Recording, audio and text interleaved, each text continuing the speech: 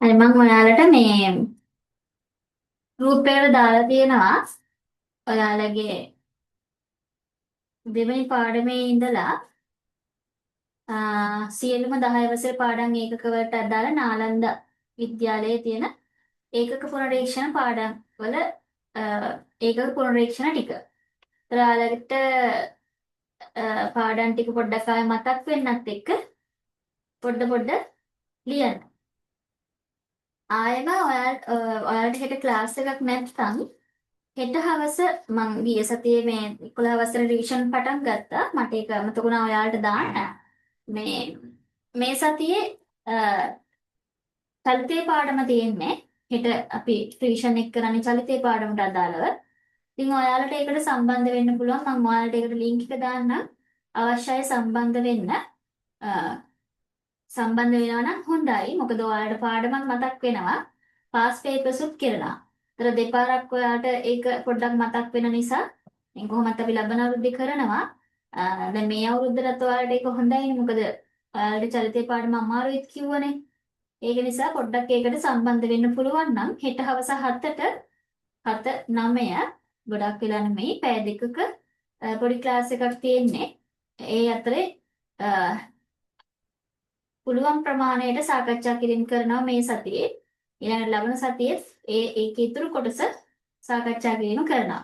ඒතර ඔයාලට පුළුවන් ඒ පන්තිලත් හෙට සම්බන්ධ වෙන්න. කැමති කට්ටියට පුළුවන් නම් සම්බන්ධ වෙන්න කියලා කියනවා. ක්ලාස් නැත්තම් ඔයාලා ජොයින් වෙන්න ඒකට. එහෙම වුණොත් ඔයාලට දෙවෙනි පාඩම ටිකක් කරවා අමාරු ඒවා ටික ප්‍රශ්න කොහොමද ඇවිල්ලා තියෙන්නේ කියලා ඒවා පොඩ්ඩක් බලා ගන්න පුළුවන්. හරි. එහෙනම් අපි පාඩමට යමු අනිත් අය එනකන්. අනිත් අය කියන්නේ ජනිදි නම් අද ක්ලාස් එකක් තිබුණනේ. අනුහස් තමයි ඉන්නේ. බලන්න. එයා එනකම් පටන් ගන්න.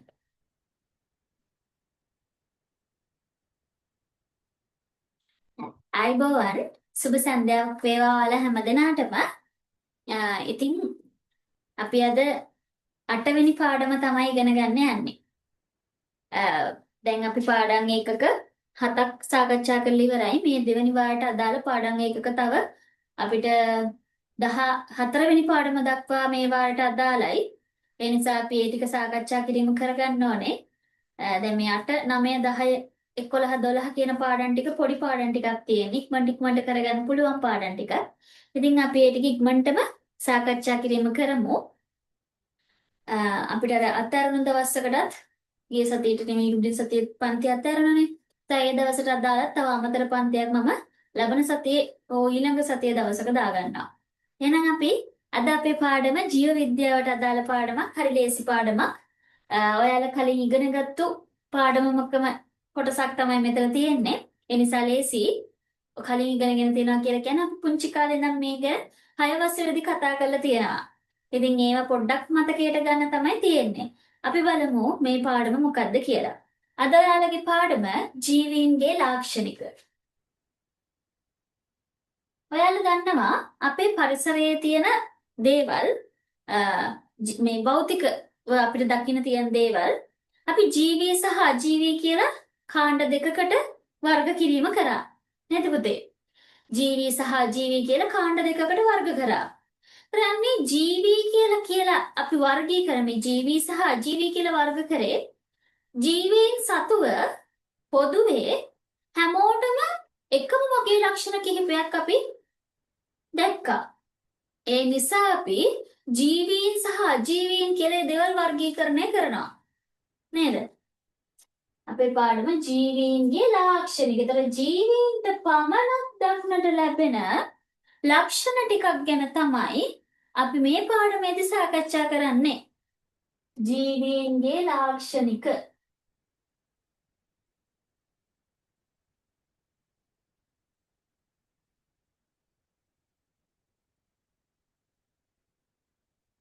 මේක ජීව විද්‍යාව පාඩම. හොඳයි. දැන් මම කියවනේ අපි පරිසරයේ තියෙන දේවල් ජීවී සහ අජීවී කියලා වර්ගීකරණය කරනවා කියලා. යම් යම් ලක්ෂණ අනුව පොදුවේ සෑම ජීවී කියන කාණ්ඩයකටම දක්න පුළුවන් ලක්ෂණ කිහිපයක් තියෙනවා. ඒ ලක්ෂණ අනුව මෙයා ජීවියෙක් මෙයා අජීවියෙක් කියලා අපි වර්ගීකරණය කරනවා. පොඩි කාලේ නම් අපි ඒක කරනවා. එතකොට අපි එතනදී වර්ගීකරණය සඳහා පොදු මුලින්ම මේ යොදාගන්නේ වර්ධනය කියන ලක්ෂණය. නේද පුතේ? අපි ඉගෙනගෙන දෙනවා වර්ධනය. ජීවීන් ප්‍රමාණයෙන් විශාල වෙනවා නේ? අපි ඒ කාලේ ඉගෙන ගත්ත පොඩි 6 වසරකදී වගේ ජීවීන් මේ ප්‍රමාණයෙන් විශාල වෙනවා නම් ඒක වර්ධනයක් කියලා. ඒතර අජීවීන් එහෙම වර්ධනය වෙන්නේ නැහැ. නමුත් සමහර අවස්ථාවලදී වර්ධනය වෙනවා වගේ පේන අවස්ථා තියෙනවා. වර්ධනය විතරක් නෙමෙයි ලක්ෂණ විදිහට ගන්න අපි සෑම ජීවියෙක්ටම පෝෂණයක් ඕනේ. තමන්ගේ ආහාර අවශ්‍යතා සපුරා ගැනීම සෑම ජීවියෙක්ම කරනවා. නේද? එහෙනම් මෙන්න මේ විදිහට ජීවී භවයේ ලක්ෂණ කිහිපයක් අපි ඉගෙනගෙන තියෙනවා. පොඩි කාලේ අපි ඉගෙන ගත්ත පහ. මතක නම් කියන්න බලන්න ජීවී භවයේ ලක්ෂණ. දැන් ජීවීන් සතුව පවතින පොදු ලක්ෂණ මොනවද ඔයගොල්ලෝ ඉගෙනගෙන තියෙන? ඔයාලා ජීවීන් නේද? ඒතර ඔයාලා ගාව තියෙන දේවල් මොනවද? පණ නැති දේවල් සහ ඔයාලා අතර තියෙන ලක්ෂණ කියන්න බලන්න. පණ නැති දේවල් සතුව නැති ඔයාලා ගාව තියෙන දේවල්. කතා කරන්න පුළුවන්. මේව නෙමෙයි. චලනය යන්න හරි හොඳයි. චලනය වෙනවා. අපි චලනය වෙනවා. හැබැයි මේ දෙස්පුඩු වලට චලනය වෙන්න පුළුවන්ද? දෙස්පුඩු වල චලනය වෙන්න බෑ. ඔව්. වර්ධනය, පෝෂණය, චලනය තව ශ්වසනය ශ්වසනය. අපි ශ්වසනය කරනවා. ශාකත් ශ්වසනය කරනවද? ඔව් ඔව් ශාකත් ශ්වසනය කරනවා අපිට පේන්නේ නැති වුණාට නේද? වර්ධනය, පෝෂණය, චලනය, ශ්වසනය තව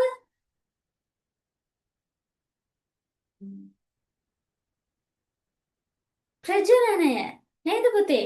ප්‍රජනනය හරි වැදගත්.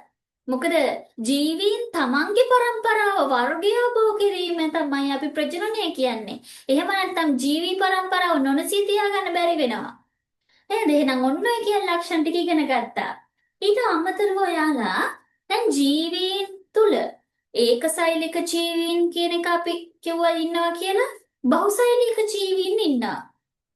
මේ ජීවීන්ගේ ඒකසෛලික වුණත් බහුසෛලික ජීවියෙක් වුණත් එයාලට ඒ අර අපිට පිළිවෙලක් එතකොට තමයි අපි නිර්මාණය වෙලා තියෙන්නේ. පිළිවෙලකට. එහෙම් මෙහෙම් හැදිලා නෑ අපි. නේද පුතේ? පිළිවෙලකට තමයි ශරීරය නිර්මාණය වෙන්නේ.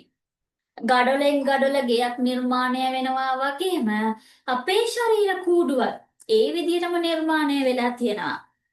අපි ඒකට කියනවා සංවිධානාත්මක නිර්මාණයක් කියලා. ඒතර අපි නිර්මාණය වෙලා තියෙන සෛල වලින් නිසා අපි ඒකට කියනවා සෛලීය සංවිධානය කියලා. ඔන්න එහෙනම් ජීවී භවයේ එක ලක්ෂණයක් තමයි දැන් මම පාඩම් කරගමු. හරිද? දැන් මම ආයෙ පාරකට කියන්න එපා. දැන් කරගෙන යමු.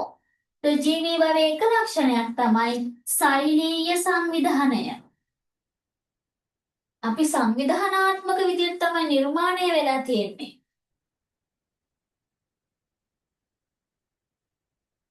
අපි සංවිධානාත්මක විදිහට නිර්මාණය වුණත් අපි ඒ විදිහට වැඩ කරන්නේ නෑ නේද? ඒතර අපිත් ඒ විදිහට වැඩ කරන්න ඕනේ. සංවිධානයකින් යුක්තව තමයි වැඩ ටික කරගෙන යන්න ඕනේ. ඔයාලගේ දිනදා ජීවිතේ වැඩ, ඔයාලගේ අධ්‍යාපන කටයුතු අපි සංවිධානාත්මකව පෙළගස්වා ගත්තොත්, කාලසටහනකට අනුව හරි පෙළගස්වා ගත්තොත් අපිට ඒක අපේ කාලය කාර්යක්ෂම ලෙස කළමනාකරණය කරගන්න උදව් වෙනවා. අපි හැදිලා තියෙන්නේ සංවිධානාත්මක නිසා අපේ වැඩත් සංවිධානාත්මක විය යුතුයි. දෙවැනි එක තමයි ඔයාලා කතා කරපු එක වර්ධනය. වර්ධනය. තුන අපි කතා කරා පෝෂණය. මේවා වෙන වෙනම ආයෙ ඉගෙන ගනිමු.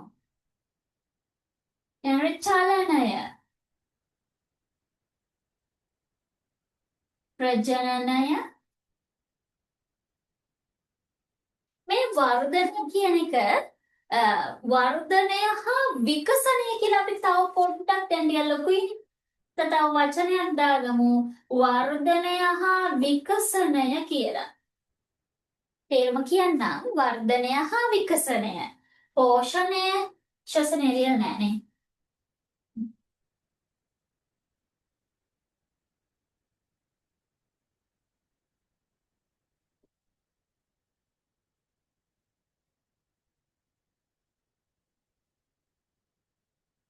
ශ්වසනය. ඔන්න අපි කලින් ඉගෙනගත්තු දේවල් ටික මෙතන තියෙනවා. ඊළඟට ඊට අමතරව ජීවීන් බහිස්රාවය සිදු කරනවා නේද? බහිස්රාවය. ඒතර බහිස්රාවය කියන්නේ ජීවී භවයේ ලක්ෂණයක්.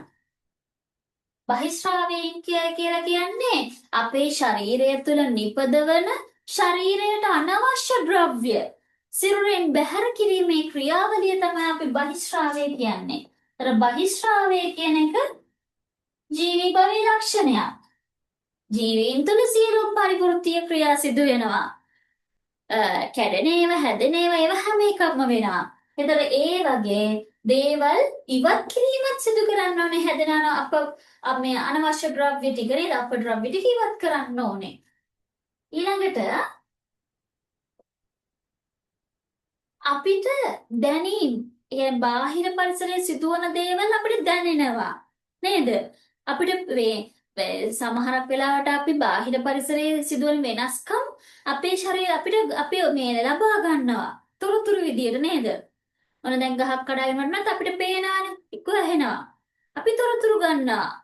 අපි ඒකට අනුව වැඩ කටයුතු කරනවා. නේ? නෑ කවුරු හරි පෑනක් මෙහෙම ඇහැට ලං කරොත් මන්ටක් ගාලා මොනේ හාට ගන්නවා. මට තොරතුරු ලැබෙනවා. ඒ තොරතුරු වලට අනුව මම ප්‍රතිචාර දක්වන්න පුළුවන්. ඒ ජීවීන් සතු ලක්ෂණයක්. හැමෝටම නෑ ශාකවලටත් එහෙමයි. නේද? ශාකත් ප්‍රතිචාර දක්වනවා ඒවට. නිදි කුඹා ඇල්ලුවාම එයා හැකිලෙනවා. අන්න ප්‍රතිචාර දැක්වීම.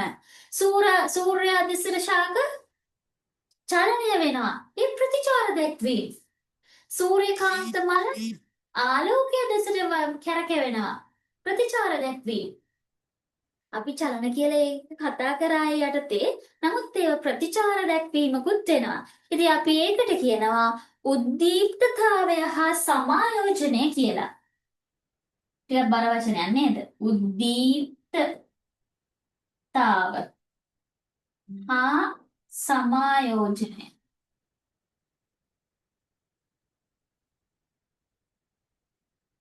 උද්දීප්තතාවය හා සමායෝජනය. ඔන්න එහෙනම් මෙන්න මේ 8ක් තියෙනවානේ. මෙන්න මේ 8 ගැන තමයි අපි මේ ජීවී භවයේ ලක්ෂණ යටතේ කතා කරන්නේ. දැන් මතක ඇති අපි ජීවී භවයේ ලක්ෂණ 8ක් ගැන කතා කරනවා. බලන්න ලක්ෂණ 8 මොනවද කියලා ඔයගලන් දැන් මතකද බලන්න. එකපාරක් කියවන්න හොඳට. ජීවී භවයේ ලක්ෂණ ටික සෛල සංවිධානය, වර්ධනය හා විකසනය, පෝෂණය, චලනය, ශ්වසනය, ප්‍රජනනය, බහිස්රාවය, උද්දීප්තතාවය හා සමායෝජනය. අලුතින් වචන දෙකයි ආවේ නේද? සෛල සංවිධානය කියන එකත් අපි 7 වසරේදී ඉගෙනගෙන තියෙනවා. සාලුත් වචනයකට ආවේ බහිස්රාවය සහ උද්දීප්තතාවය සහ සමායෝජනය කියන ටික. හරි. මතකයි නේද පුතාලට මේ ටික? එකපාරක් ආයේ කියව ගන්න. මාතෘකාව ලියන්න ජීවීන්ගේ ලාක්ෂණික. ජීවීන්ගේ ලාක්ෂණික.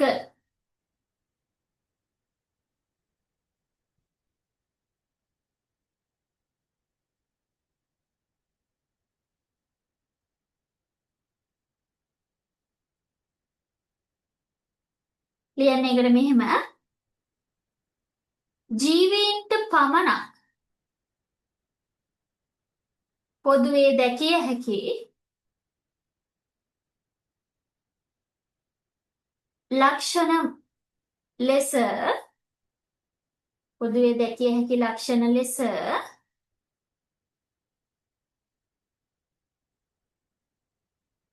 තමාවක් දාලා එකක් යට එකක් මේ 8 ලියා ගන්න.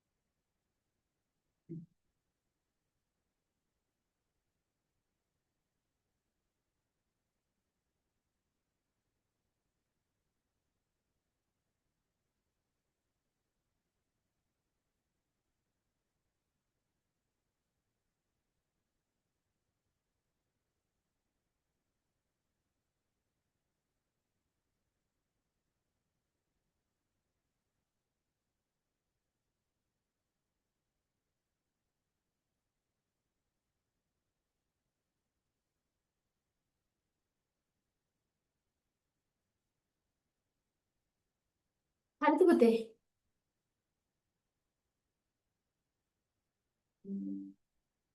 ලියාගත්තද?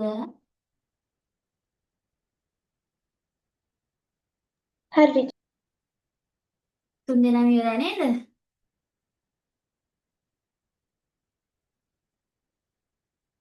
හිමාංශ සදෝෂ ඉවරයි නේද පුතේ? අපි දැන් මේ ජීවි භවයේ ඉතුරු මේ ලක්ෂණ ටික ගැන වෙන වෙනම සාකච්ඡා කරන් තමයි යන්නේ. හරි. එහෙනම් මාතෘකාව ලියා ගන්න එක සෛලීය සංවිධානය.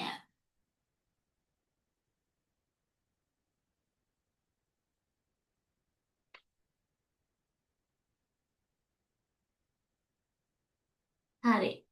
දැන් අපි දන්නවා ජීවීන් ගත්තහම ඒක සෛලික ජීවීනුත් ඉන්නවා. ඒක සෛලිකයි කියලා කියන්නේ තනි සෛලයක් පමණක් සහිත ජීවී. කවුද පුතේ වගේ ඒක සෛලිකයන් වෙන්නේ?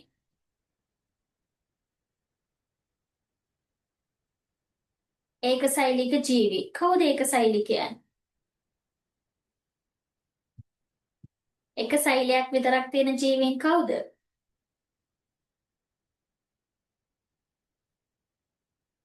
අටවසරෙදිත් ඉගෙන ගත්තා. සුද්‍ර ජීවීන් හැමෝමද? සුද්‍ර ජීවීන් කිව්වොත් වැරදි. මොකද හැම සුද්‍ර ජීවීන් කිව්වහම වර්ග කාණ්ඩ පහක් කතා කරනවානේ. ඒ හැමෝම එක සෛලිකද? එක සෛලෙද තියෙන්නේ හැමෝටම? නෑ නේද පුතේ? හැමෝටම එක සෛලයක් නෙමෙයි. ඒ නිසා නම් කරමු මේ සුද්‍ර ජීවී කාණ්ඩ මොනවද කියලා වර්ග. ඒක සෛලික වර්ග. මතක ඒවා කියන්න බලන්න.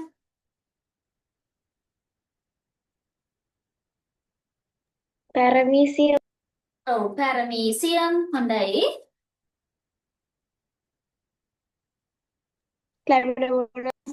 ක්ලැමිඩෝමොනාස් ඇමීබා එව්ග්ලිනා නේද? පොඩි කාලේ නම් ඉගෙන ගන්න දේවල්. පැරමීසියම් එව්ග්ලිනා ඇමීබා ක්ලැමිඩෝමොනාස් ඊස්ට් නේ? පොඩි කාලේ නම් ඉගෙන ගන්න ඕනේ ඒවා. එයාලා තමයි ඒක සෛලිකයන් කියන්නේ. හරි. පොඩි කාලේ ඉගෙන ගත්තා තමයි මතක නැත්තේ නේද? ටීචර්ත් පිස්සුනේ. පොඩි කාලේ ඉගෙන ගන්න ඒවා කොහොමද මතක තියෙන්නේ? ඒව තමයි හැමෝම මතක තියෙන්න ඕනේ. මේ අපේ අධ්‍යාපන ක්‍රමයේ තියෙන වැරදි. ඔයාලගේ ඔළුවට ගිහිල්ලා තියෙන්නේ අර 6 වසර ඉගෙන ගන්න ඒවා 7 වසරේදී ඕනේ නැහැ කියලා. දැන් මම මේක කිව්වට වැඩක් නැහැ. මොකද ඔයගොල්ලෝ දැන් ලොකු ඉහළට ඇවිල්ලානේ. හැබැයි මම 8 වසර පටන් ගන්නකොට ඒක ගැන මම ඔෂාන හිටියේ 8 වසරේදී. ඒ ගැන කියලා ඇති. මේ විෂය නිර්දේශය හදලා තියෙන පඩිපෙළක් විදියට. ඔයාලට එකපාරටම ඔක්කොම මුලට දාන්න බෑනේ. ටික තමයි සංවර්ධනය වෙන්නේ. ඔයගලන්ට දැන් මතක නම් තිබුණු පාඩම් 6 7 8 ඔයාලට තේරෙනවා දැන් මෙහෙම තමයි යන්නේ කියලා. 6 වසර තියෙන ටික ටිකක් සංවර්ධනය වෙනවා 7 දී. 7 තියෙන ටික තව ටිකක් සංවර්ධනය වෙනවා. ඒ කියන්නේ වැඩි දියුණු වෙනවා. තව ඕගලන්ට දැනුම එකතු වෙනවා 8 දී. 8 තියෙන ටික තව ටිකක් වැඩි වෙලා 9 දී. අර 9 පස්සේ 10 11 ශ්‍රේණිවලදී අර 6 7 8 9 ශ්‍රේණිවල ඉගෙනගත්තු දේවල් තවත් ගැඹුරට සාබැලීම කරනවා. ඒක නිසයි ඔයාලට අර 6 7 8 9 ජූනියර් සෙක්ෂන් එකේ ඉගෙනගත්තු දේවල් ටිකක් ගැඹුරින් හැදෑරීම තමයි 10 11 දී වෙන්නේ. අලුතින් කියන ලොකු දේවල් එකතු වෙන්නේ නැහැ. අර ඉගෙනගත්තු ටික තවත් සංවර්ධනය වෙනවා.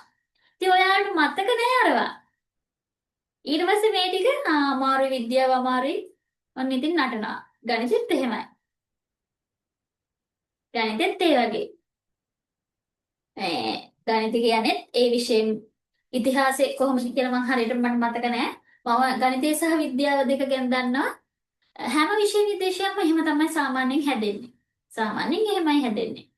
මොකද මේ විෂය නිර්දේශය කියන්නේ ඒකට. ඔයාලගේ එක එක වයස් සීමාවලට ගැලපෙන්න තමයි හදලා තියෙන්නේ. ඉතින් ඔයාලට පොඩි කාලේ ඉගෙන ගත්තම මතක නැති නිසා 10 වසරේදී ආයෙ අලුතින් ගන්නවා. හරි. කමන්නේ. දැන් ඉතින් මොකද කරන්නේ? කියලා දුන්නේ නැණි කලින්නේ. හොඳයි. මේ ඒක සෛලිකයන් අගම කවුද කියලා අපි දැන් කතා කරා. ඒක සෛලිකයන් කියන්නේ තනි සෛලයක් පමණක් සහිත ජීවීන් තමයි ඔය ඒක සෛලිකයන් කියලා කියන්නේ. සියලුම සුත්‍ර ජීවීන් ඒක සෛලිකයන්ද?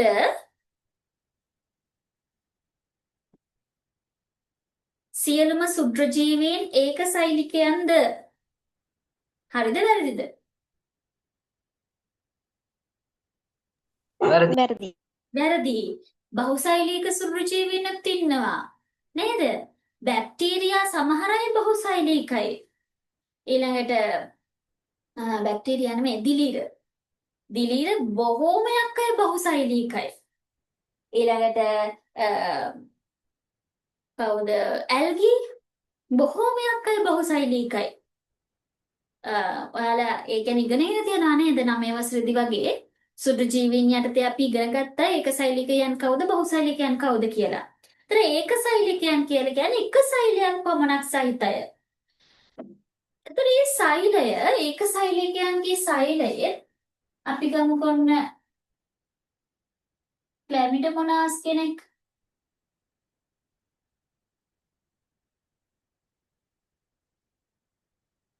මොකද ඒකසෛලිකේ මෙයාගේ සෛලයත් එක සෛලයයි හැබැයි සියාගේ සියලුම ජීව ක්‍රියා අපි කලින් උඩින් කතා කරපු සියලුම ජීව ක්‍රියා ටික මේ සෛලය තුල තමයි සිදු වෙන්නේ. එයාගේ සෛලය වටා සෛල පටලයක් අන්තර්ගත වෙනවා. සෛල පටලයක් අන්තර්ගත වෙනවා. ඊළඟට මේක ඇතුලේ සෛල ප්ලාස්මයක් තියෙනවා. සෛල ප්ලාස්මයක් සමහර අයට සෛල බිත්ති තියෙන අයත් ඉන්නවා. සෛල ප්ලාස්මය මේක ඇතුළේ තව ඉන්ද්‍රිකාත් අන්තර්ගත වෙනවා. දැන් ඔය ආහාර ජීර්ණයට අදාළ ඊළඟට සමහර රසායනික ද්‍රව්‍යල ආහාර ජීර්ණය කරන්න සමහර අය රසායනික ද්‍රව්‍ය එළියට බැහැර කරලා ආහාරය ජීර්ණය කරගන්නවා. ඒකල උරා ගන්නවා. මොකද ඇඟ ඇතුලේ ඔක්කොම යාර සෛලය ඇතුලේ ඔක්කොම කරන්න බෑනේ. ඒක නිසා යාර සමහර අය විතරයි මේ ඇමීබා වගේ කට්ටිය භක්ෂණය කරගෙන ඊට පස්සේ සෛලය ඇතුලේදී තමයි එයාලා ඒක ජීර්ණය කරගන්නේ. ගොඩාක් ඔය සංකීර්ණ ආහාරයක් එහෙම ගන්නෙ නැහැ. එයාලගේ ශරීරය තුළ ඒවා ජීර්ණය කරගන්න අවශ්‍ය එන්සයිම් වර්ග එහෙම මේ ආශයිකා එහෙම තියෙනවා. ඉන්ද්‍රිකා වර්ග අඩංගුයි.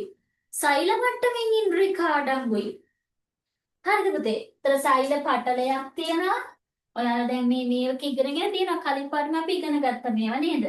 සෛල පටලයක් තියෙනවා. සෛල ප්ලාස්මයක් තියෙනවා. ඒක ඇතුලේ තව ඉන්ද්‍රිකා වර්ග අඩංගු වෙනවා. ඉන්ද්‍රිකා කියොත් දැන් දන්නවා. ඉන්ද්‍රිකා වර්ග විවිධ ඉන්ද්‍රිකා වර්ග අඩංගු වෙනවා. ඉතින් මෙන්න මේ ඒකසෛලික ජීවියෙකුගේ සෛල මට්ටමින් සංවිධානයක් තියෙනවා. එයාගේ වැඩ කටයුතු ටික කරගන්න. ශ්වසනය, චලනය, බහිශ්‍රාවය මේ දේවල් කරන්න එයාගේ සෛලය තුල නිර්මාණය වෙලා තියෙනවා. ඒකනේ අපි කිව්වේ සෛලය කියන්නේ ව්‍යුහමය හා කෘත්‍යමය ඒකකය කියලා. ඒකසෛලිකයන්ගේ ව්‍යුහයක් නිර්මාණය කරනවා.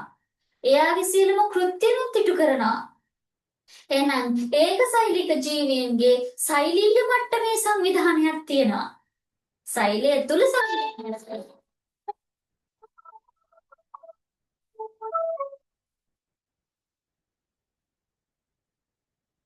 මට විනාඩියක්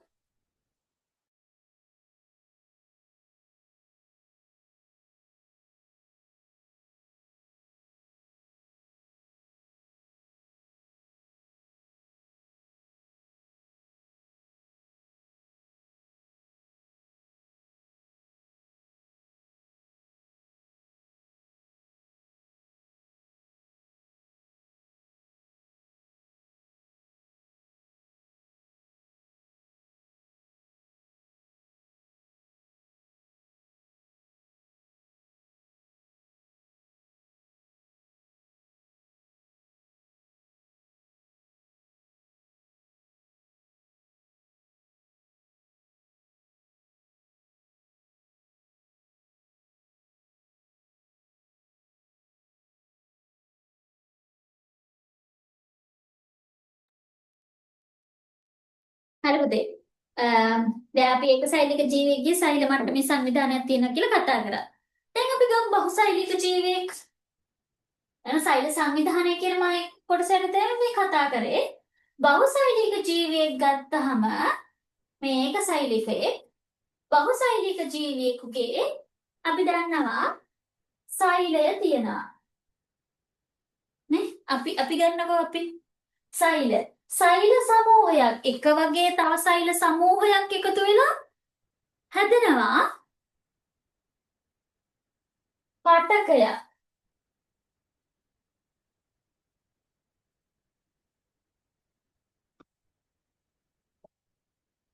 මම මේ ගත්තේ පේශි පටකය. රුධිර පටකය ගන්නත් පුළුවන්. තාම ඔයගොල්ලෝ පේශි පටකය කියන්නේ මොකක්ද කියලා ඉගෙනගෙන නැහැ. එහෙනම් මම ගන්නකො රුධිර පටකය. අර රුධිර පටකය අඳින්න අමාරු නිසා මම පේශි පටකය ගත්තේ.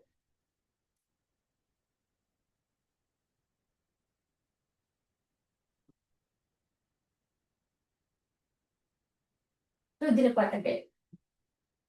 සෛල සමූහයක් එකතු වෙලා පටක හැදෙනවා. මේ සෛලය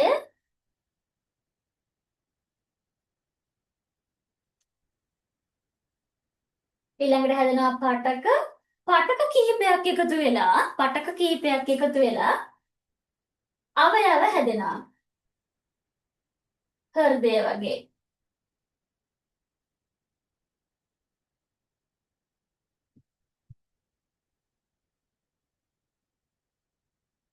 අවයව හැදෙනවා. ඊළඟට අවයව කිහිපයක් එකතු වෙලා පටක අවයව පද්ධතිය හැදෙනවා. රුධිර සංසරණ පද්ධතිය වගේ.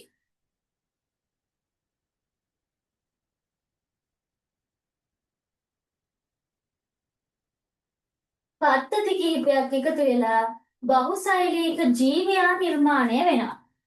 එහෙනම් සෛල පටක අවයව පද්ධති ජීවියා කියන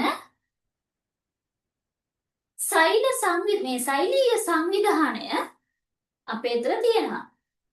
ශාකයක් ගමුකෝ. දැන් මම සතේ මේ පටක මේ ටික උදාහරණයකට කිව්වේ අපේ ජීවිත මේ මානවයාගේ කොහොමද ශරීරය නිර්මාණය වෙලා තියෙන විදියනේ. අපි ගමු ගහක්. ගහේ තියෙනවා සෛල ශාක සෛල.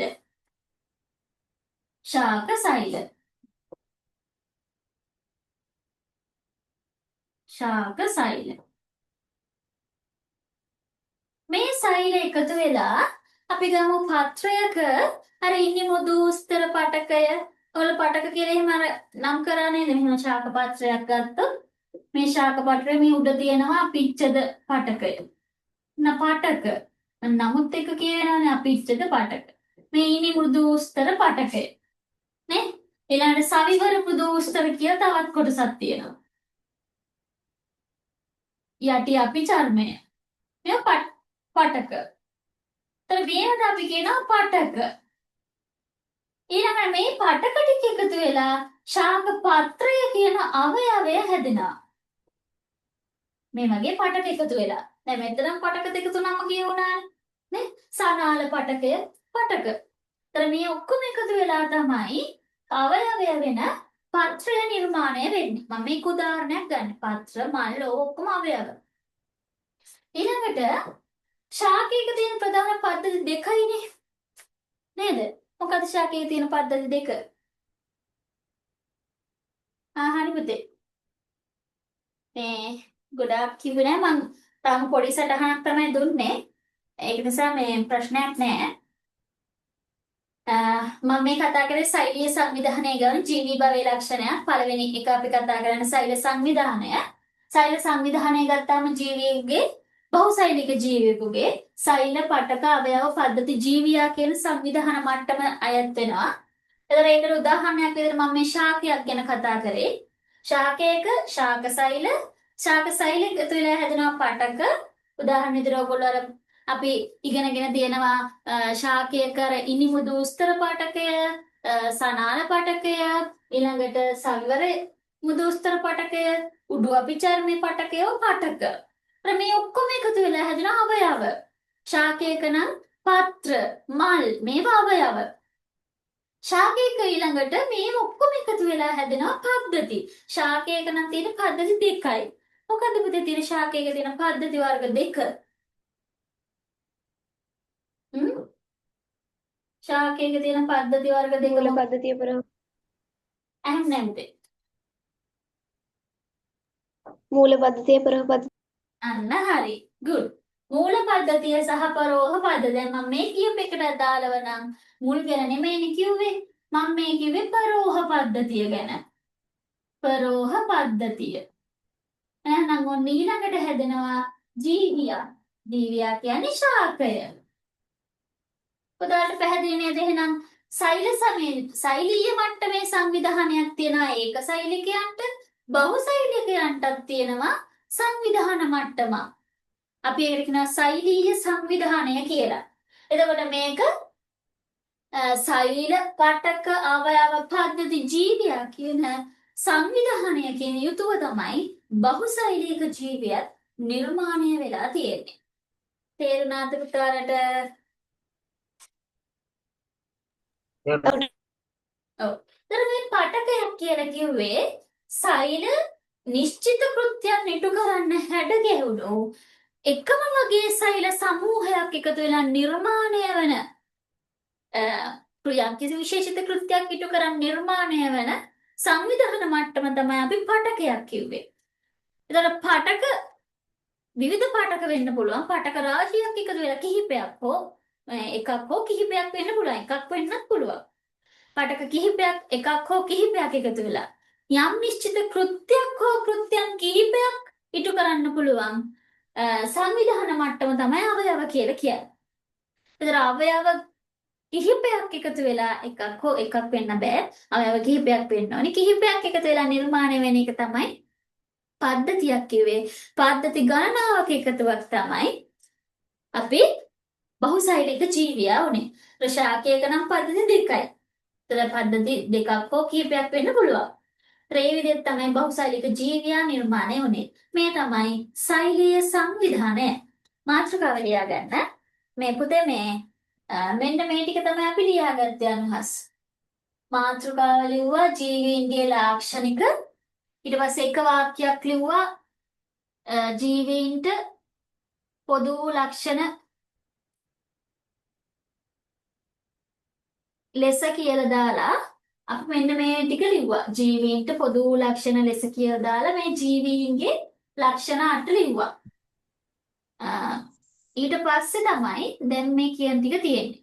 ඉතින් පොඩ්ඩක් ඔතන රූල් 8ක් 9ක් 10ක් විතර ඉඳ තියලා මාතෘකාව ලියා ගන්න. සෛලීය සංවිධානය.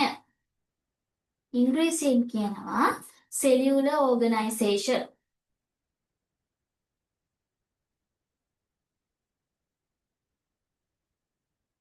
සෙලියුලර් කියලා කියන්නේ අපි සෙල් කියලා කියන්නේ සෛලයට.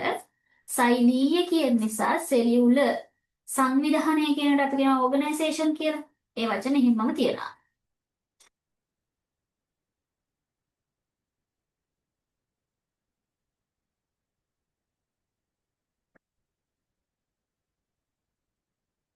ඊට පස්සේ ලියමු අපි ජීවීන් ගත් කල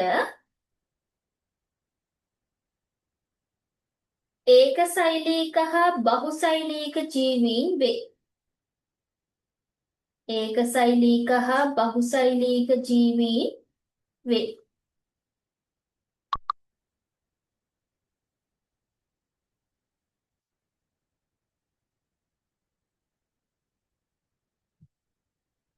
පුතේ ඔය දැන් ඒකසෛලික ජීන් කියන්නේ පැරමීසියම්. මම මේ ඔයාලට නිකන් MCQ වලට සාමාන්‍යයෙන් එන්න පුළුවන් සාමාන්‍ය දැනීමට වගේ.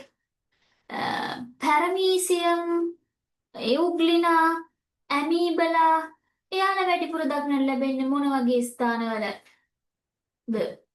අපි පරීක්ෂාවට ලක් කරොත් පැරමීසියම්ලා, ඇමීබලා කොහෙද ඉන්න පුළුවන්?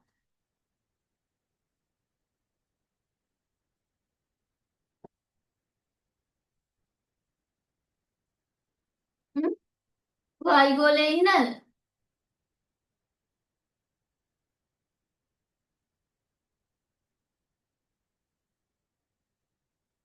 හය වසරේ යන එකකින් ඇහුවනම් ඔබට උත්තරේ කියනවා හැබැයි.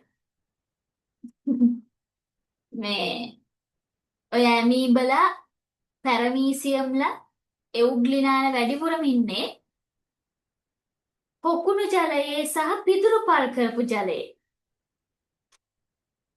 නිකන් පොකුණු දැන් ඔයාලගේ වලල මාළු එහෙම ටැංකියේ තියෙන පොකුණක් තියෙනවා නම් ඒක නිකන් පොළ පාට වෙලා වගේ ඉන්නවා ක්ලැමිඩියම් මොනවාස් හරියට ඉන්නවා. අරගෙන ජල සාම්පලයක් අරගෙන අන්වීක්ෂකකින් පරීක්ෂා කරලා මෙයාලා ඉන්නවා. පිදුරු පල් කරපු ජලයේත් පිදුරු පල් වෙච්ච ජලයේත් මේ ජීවීන් ඉන්නවා. පොල් එලිපල් කරපු ජලයේ ඒ වගේ මේ පැරමීසියම් මෙහෙම මේ හොඳට දකින්න පුළුවන් අවස්ථාවක් තමයි පිදුරු පල් කරපු ජලය හා පොකුණු ජල සාම්පල් එක කියන එක. හරි මේ මං කිව්වේ ඒකසෛලික හා බහුසෛලික ජීවීන් පවතී. ඊළඟට මෙහෙම ඒකසෛලික ජීවීන් ගේ ව්‍යුහය ගත් කල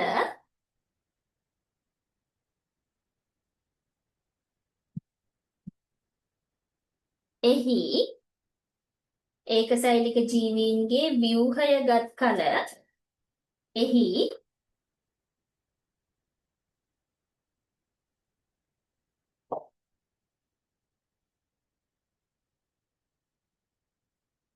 සෛල ප්ලාස්මයක්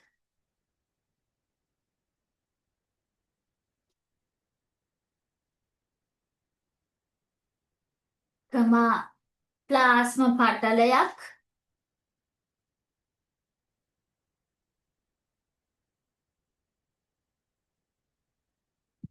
සහ ඉන්ද්‍රිකා අඩංගු වේ.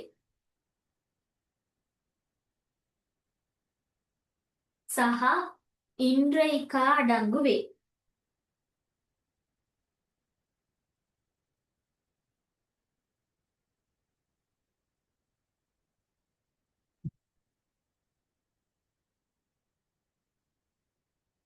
ඉන්ද්‍රිකා අඩංගු වේ.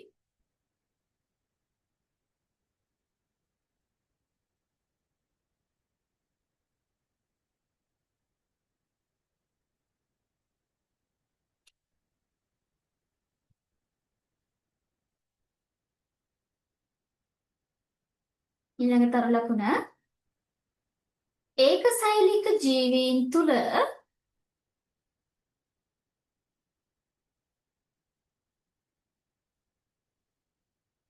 ඉන්ද්‍රිකා මට්ටමේ සංවිධානයක් පවතී.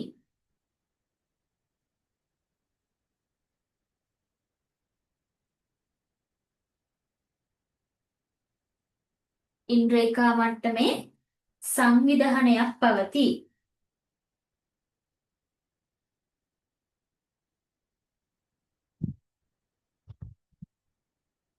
ඊළඟට ප්‍රශ්න දෙකක් ලියාගමු. කියලා දීපු දේ වලින් ප්‍රශ්න දෙන්නේ ඒ නිසා බය වෙන්න එපා.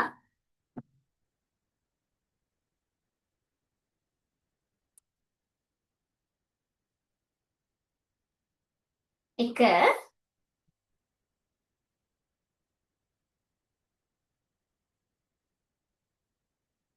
ඔබ දන්නා ඒකසෛලික ජීවීන් 5 දෙනෙකු නම් කරන්න. ඔබ දන්නා ඒකසෛලික ජීවීන් 5 දෙනෙකු නම් කරන්න.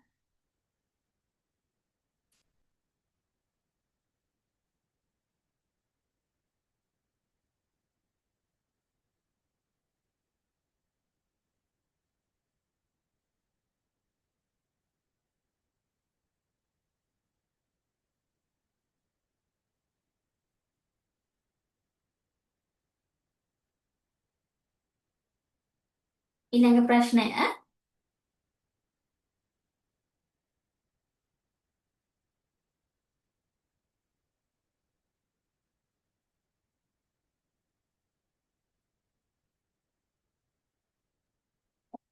ඒකසෛලික ජීවීන්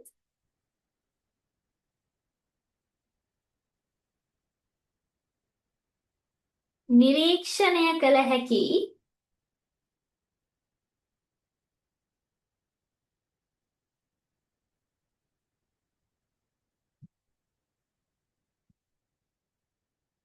සාම්පල ලබාගත යුතු සාම්පල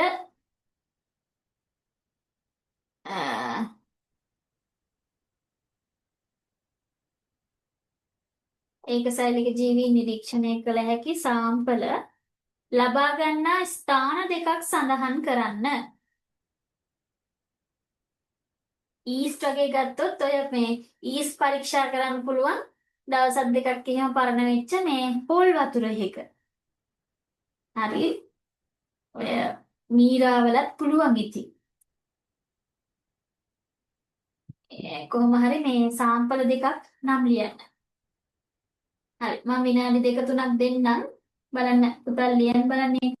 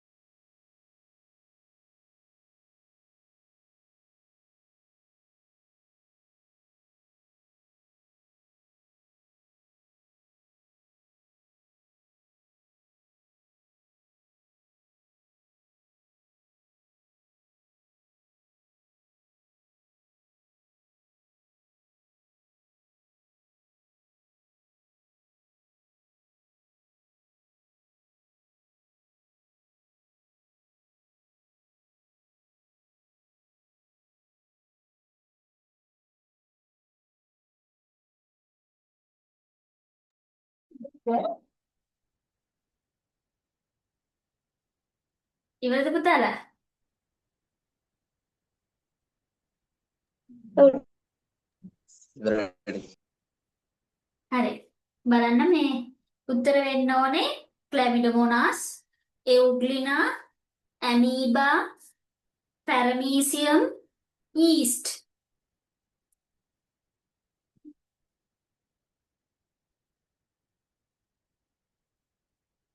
ඩයටම් ඒවත් හරි.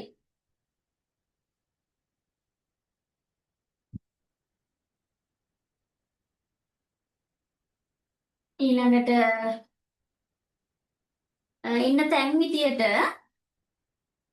පොකුණු ජල සාම්පල් එක ඊළඟට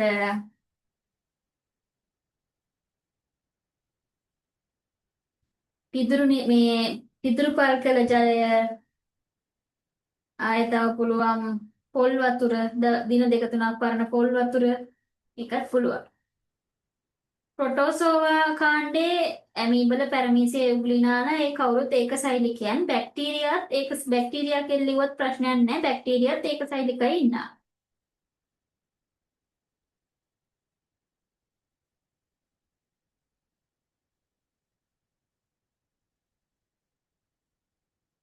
හරි. දැන් ඔන්න අපි ඒකසෛලිකයන් ගැන ලිව්වා. ඊළඟට අපි බහුසෛලිකයන්ගේ ජීවිදේහ සංවිධානය ගැන ලියමු. ලියන්න මෙහෙම තර ලකුණක් දාලා බහුසෛලික ජීවියෙකුගේ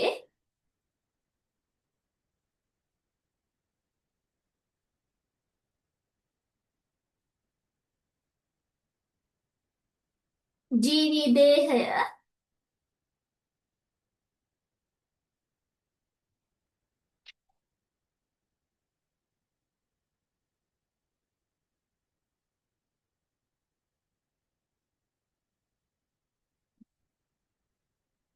පහත පරිදි සංවිධාන මට්ටම් දැකගත හැකිය. පහත පරිදි සංවිධාන මට්ටම් දැකගත හැකිය.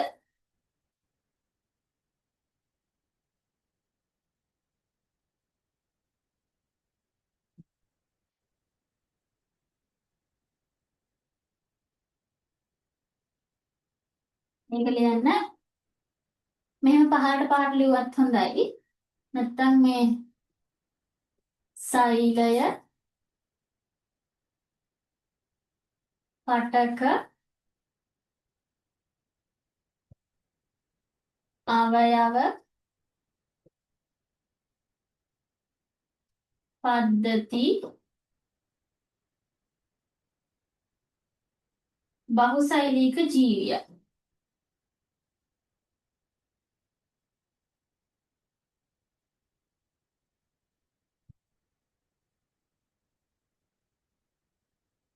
සෛලය කියලා කියන්නේ නිශ්චිත කෘත්‍යයක් ඉටු කිරීමට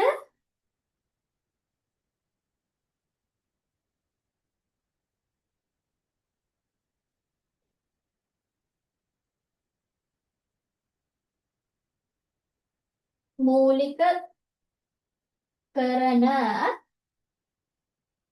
මූලික ව්‍යුහමය හා කෘත්‍යමය ඒකකය.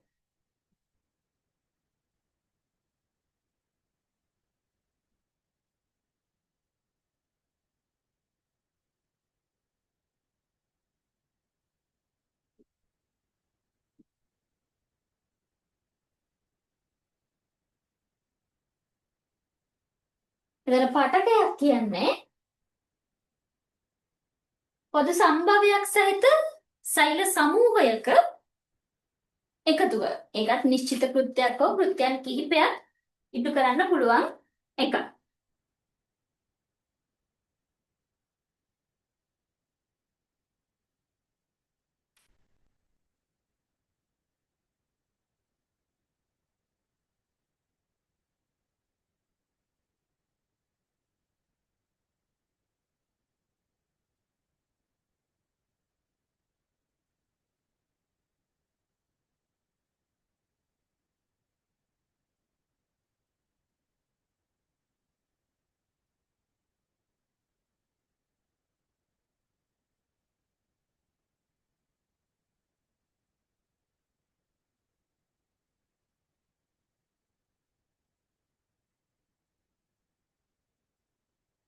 පටකයක් කියන්නේ එතකොට නිශ්චිත කාර්යයන් ඉටු කළ හැකි පොදු ඉටු කළ හැකි පටක සමූහයක එකතුව. දැන් මේකට ඉහළින් තියෙන ඒ වගේ එකතුව තමයි ඊළඟ සංවිධාන මට්ටම.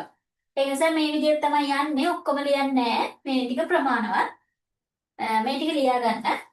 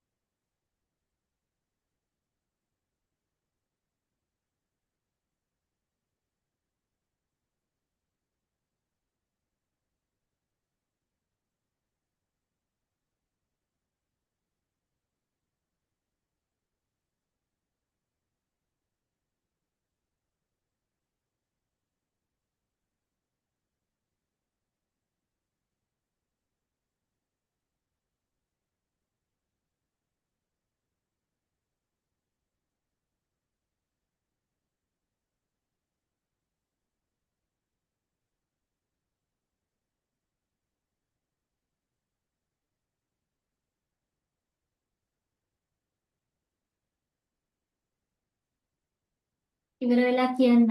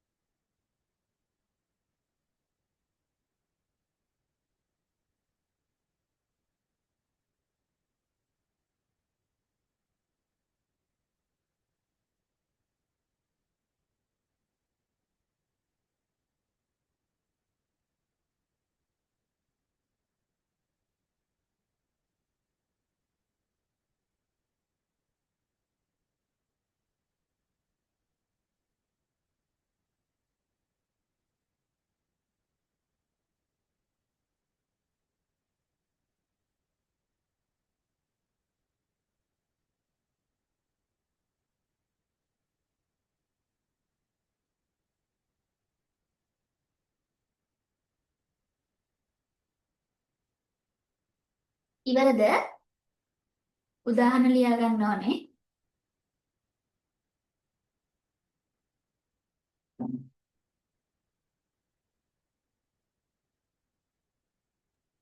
ඉවරයි.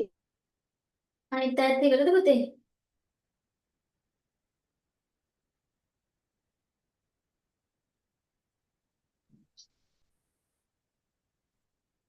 ඉවරයි නේද? හරි. අපි එහෙනම් මේ උදාහරණ ලියාගමු මේකට.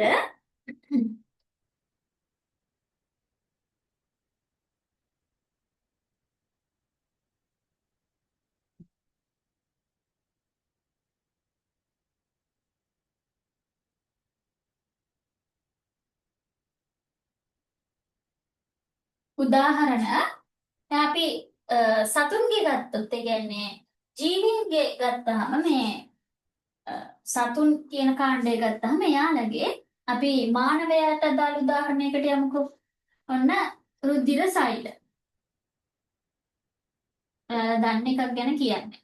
රුධිර සෛල ඊළඟට රුධිර පාඨකය.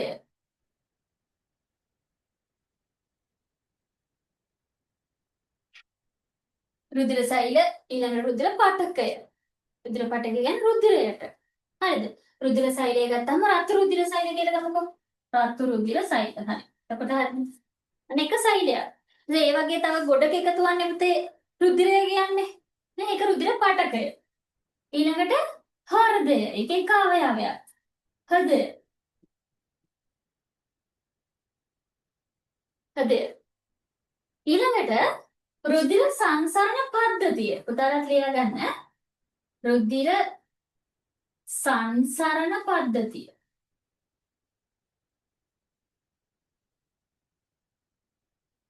රුධිර සංසරණ පද්ධතිය විතරක් නෙමෙයි. ස්නායු පද්ධතිය, අස්ථි පද්ධතිය, පේශි පද්ධතිය, ආහාර ජීර්ණ පද්ධතිය, බහිශ්‍රාවීය පද්ධතිය, ওই විදිහට පද්ධති ගණනාවකම එකතුව තමයි බහුසෛලික ජීවිය. තව පද්ධති තියෙනවා. ඒ සියලුම පද්ධති වල එකතුව තමයි බහුසෛලික ජීවියා කියලා කියන්නේ. තනි රුධිර පර්මේ සංසරණ පද්ධතිය විතරක් නෙමෙයි. හරිද? බහුසෛලික ජීවියා ගත්තාම මේ තව පද්ධති ගණනාවකම එකතුව. නම් මෙතන තව උදාහරණයක් දෙකක් ලියා ගන්න. ස්නායු පද්ධතිය.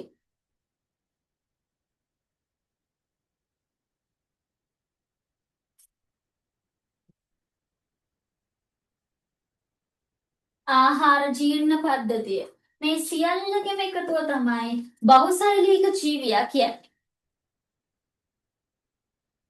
දැන් එක උදාහරණයක් මම ලියුවේ එක පද්ධතියක් හැදුන ආකාරය තමයි ලියලා තියෙන්නේ.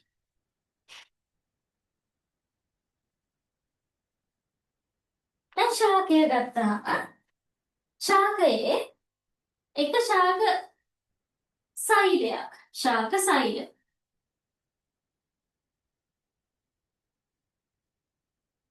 උදාහරණයක් විදිහට දැන් ඔය පත්‍රයක තියෙනවා මෙන්න මේ යට කොටසේ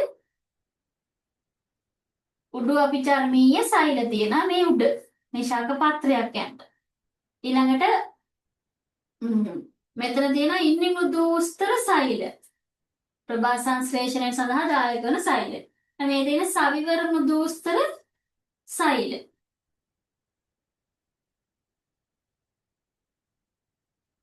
ඊට යට තියෙනවා යටි අපිචර්මීය සෛල. ඒ අතර තියෙනවා මෙන්න මේ බෝංචි බීජ හැටති සෛලත් අපි ඒවට කියනවා පාලක සෛල කියලා.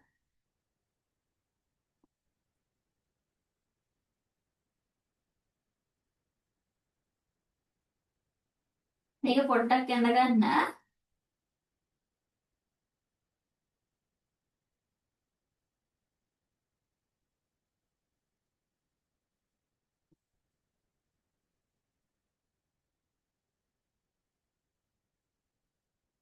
දැන් උඩේ එක ලියන ඉවරයි කියලා නේද? මම ඒ නිසා මේ රතුරු දිර සෛල කියන එක මකනවා.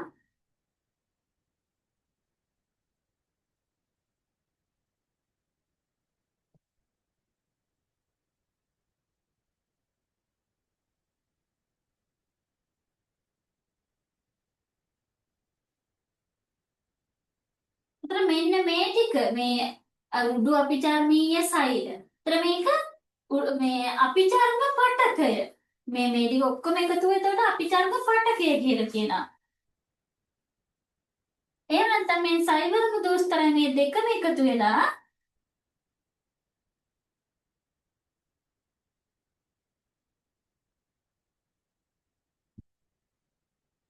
මේ දෙකම එකට එකතු වෙලා හැදෙන්නේ මුදුස්තර පටකය. මුදුස්තර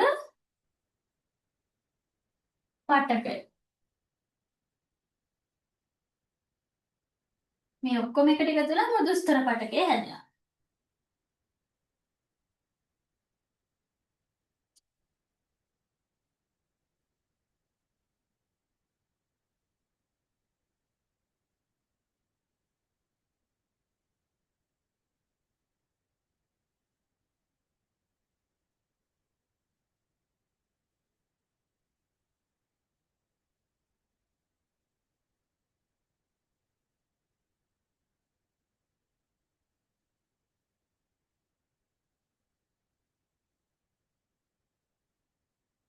හරි.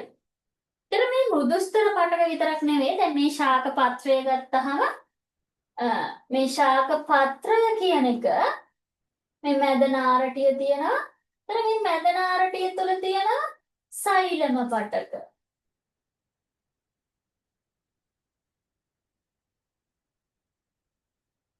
එතකොට මෙන්න මේ සෛලම පටක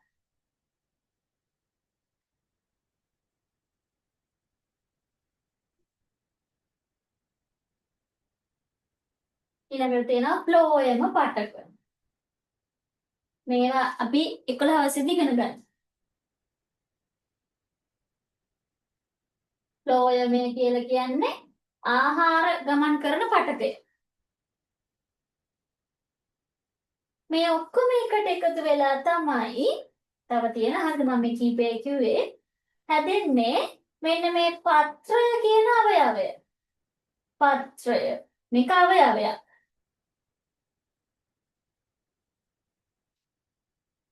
මේක සටහන් කරගන්න පුතාලා මේ ශාකයේ තියෙන පත්‍ර ඊළඟට පුෂ්ප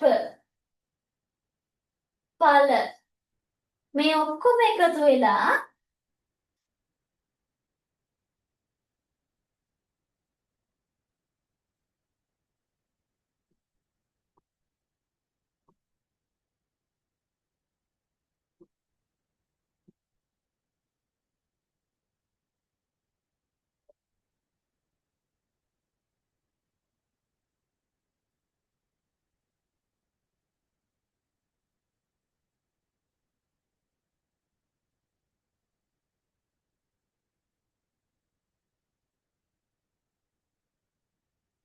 මොකක්ද හැදෙන්නේ? පරෝහ පද්ධතිය.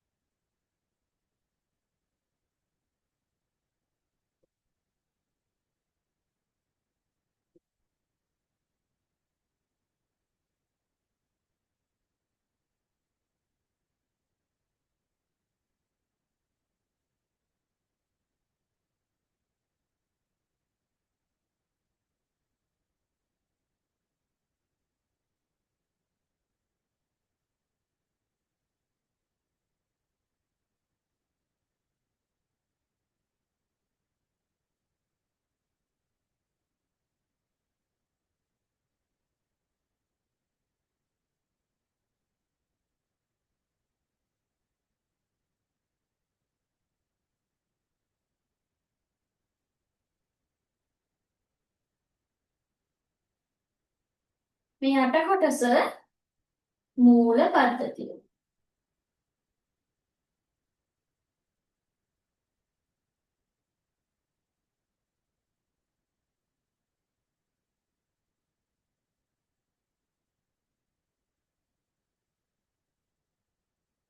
මේ ටික ඇඳ ගන්න.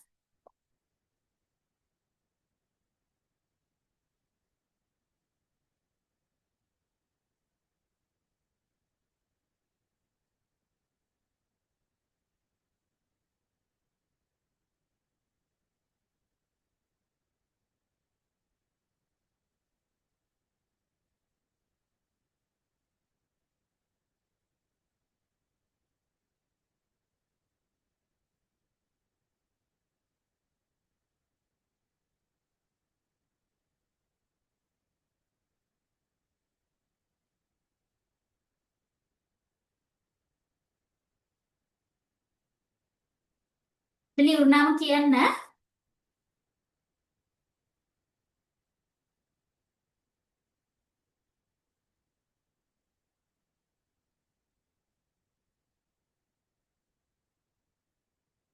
ලස්සනට වඳින්න ඕනේ නැහැ.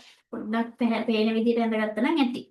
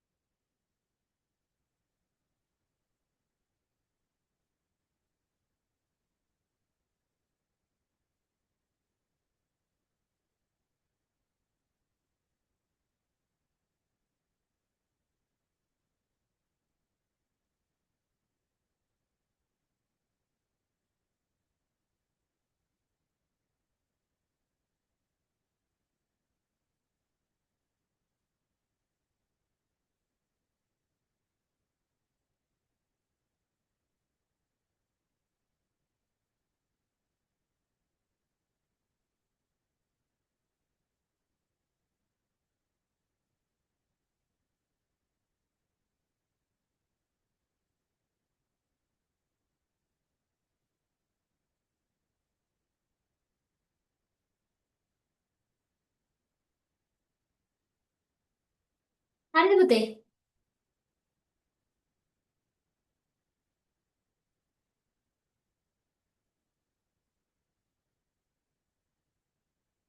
ඔයාලට මාව ඇහෙනව නේද? තව ඔව් වෙලාවකට ටීචර්. ඉවරයි. අනිත් අය ඉවරද පුතේ? සදෝෂ, හිමාංශ, අනුහස් ඉවරයි. ඉවරයි. සදෝෂත් ඉවරයි නේ? අනුහස්? ඉවරයි. හරි. ඉවරයි. හරි පුතේ. අවසානයේදීම මෙන්න මේ ඔක්කොම මේ දෙකම එකට එකතු කරලා ලියා ගන්න.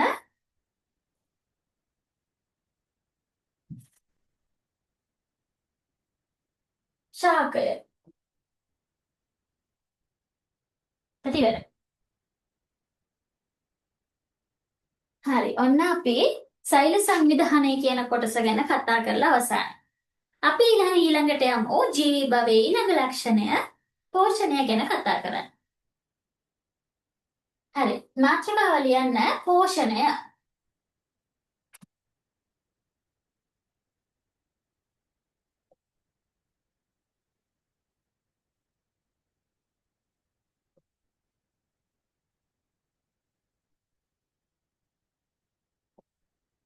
පෝෂණය. හොඳයි. පෝෂණය කියන්නේ මොකක්ද?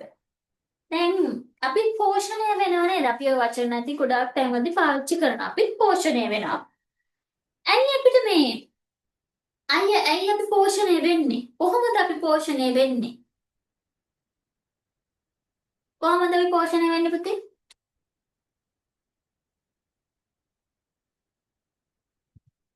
ඔය වචන ගොඩාක් කතා කරනවා. අපිට පෝෂණය ඕනේ. ඇයි අපිට පෝෂණය ඕනේ?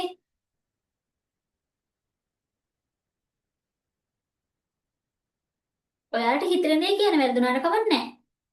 අදහස් විතරයි ඕනේ. පෝෂණය. ඇයි අපිට පෝෂණය ඕනේ? පොඩ්ඩක් කල්පනා කරන්න. ඔයාලා පෝෂණය වෙනව නේද? ඔව් කොහොමද පුතේ ඔයාලා පෝෂණය වෙන්නේ? පොඩි සරල දෙයක්. ඔයාලා පොඩි හිතන් දෙයක් නැහැ. ඔයාලා පෝෂණය වෙන විදිය කියන්න මට. ඒ ඇති. කෑම කෑම වලින්, ආහාර වලින් අපි කෑම කියන එක කැතයි නිසා ආහාර කියලා දාමු. ආහාර වලින් පෝෂණය වෙන්නේ. ඇයි අපිට ආහාර ඕනේ?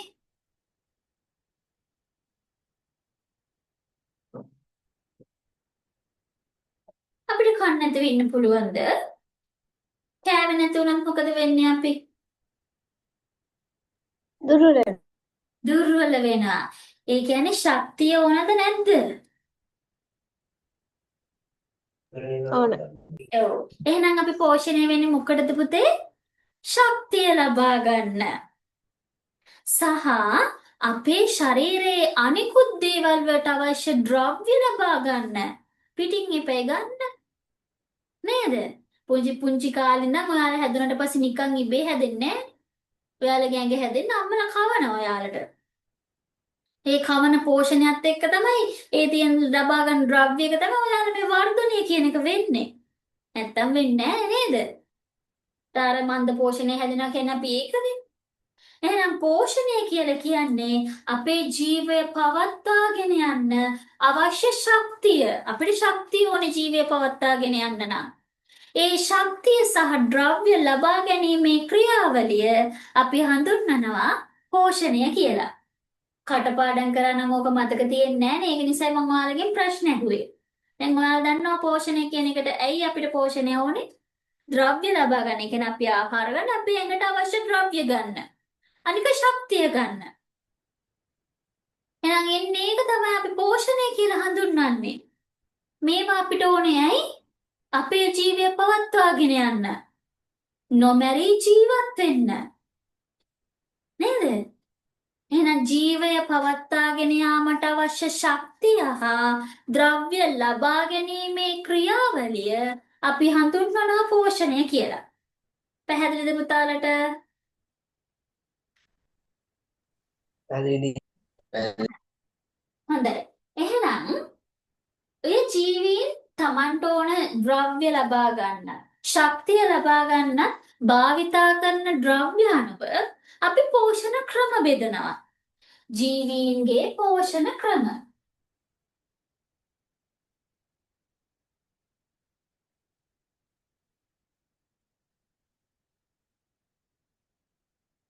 අපි කොහොමද ගන්නේ ආහාර? අපිට කොහෙන්ද ආහාර ලැබෙන්නේ?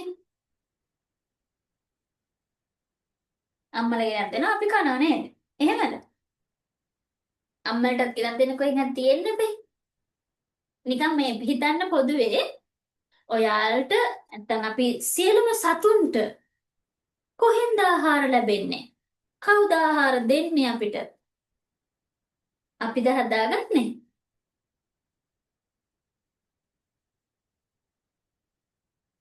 පොඩ්ඩක් කල්පනා කරන්න. ශාකනේ. ශාක. good. ශාක.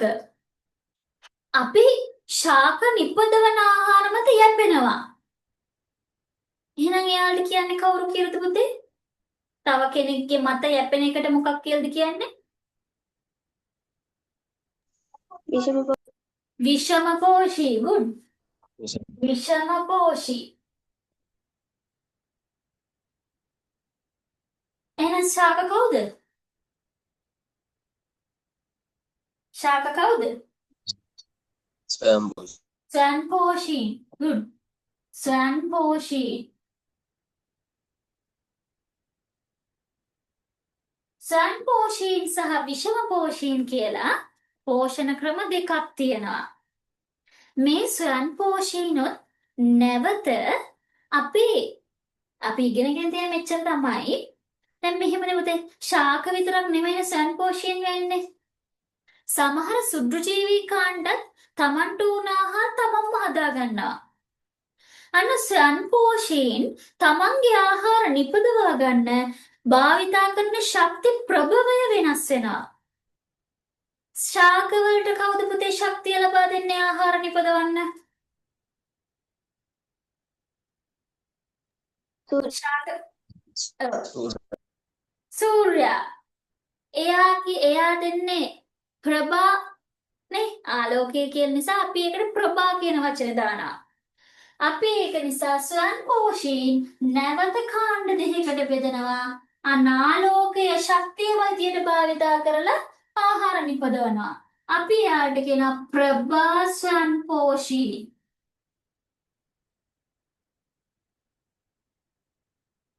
ආලෝකය තමයි ශක්ති ප්‍රභවය. ආලෝකයේ උපයෝගී කරගෙන ආහාර නිපදවනවා. ඒ නිසා යාළ ප්‍රභා ස්වයංපෝෂීන් වෙනවා. තවත් සමහර සුද්ධජීවී කාණ්ඩ ඉන්නවා බැක්ටීරියා වර්ග විශේෂයෙන්ම එයාලා රසායනික ශක්තිය භාවිතයෙන් තමයි ශක්තිය නිපදවා ගන්නෙ. උදාහරණයක් විදිහට ආන්තික පරිසරවල ජීවත් වන ඔක්සිජන් නැතුව ආලෝකය ලැබෙන්නේ නැතිව ජීවත් වෙන සුද්ධජීවී කාණ්ඩ ටිකක් ඉන්නානේ. ආන්තික පරිසරවල වෙසෙනවා කියලා කිව්වේ අපි. අන්න යාලට ආහාර නිපදවා ගන්න යාලා රසායනික ශක්තිය භාවිතයෙන් අපි යාට කියනවා රසායනික ස්වයංපෝෂී. රසායනික ස්වයංපෝෂී. ඔන්න ජීවීන්ගේ පෝෂණ ක්‍රම ප්‍රධාන වර්ග දෙකයි. ස්වයංපෝෂීන් විෂම පෝෂීන්. ස්වයංපෝෂීන් නැවත කොටස් දෙකකට බෙදෙනවා. එයාල ලබා ගන්න ශක්ති ප්‍රභවය අනුව ඒ කියන්නේ ආහාර නිපදවා ගන්න ඕන ශක්ති ප්‍රභවය අනුව වර්ග දෙකයි. ප්‍රභා ස්වයංපෝෂීන් කියන්නේ ආලෝකය උපයෝගී කරගනිමින් ආහාර නිපදවන කට්ටිය. රසායනික ස්වයංපෝෂීන් කියන්නේ රසායනික ද්‍රව්‍ය වල ශක්තිය උපයෝගී කරගෙන ආහාර නිපදවන කට්ටියට. පැහැදිලිද?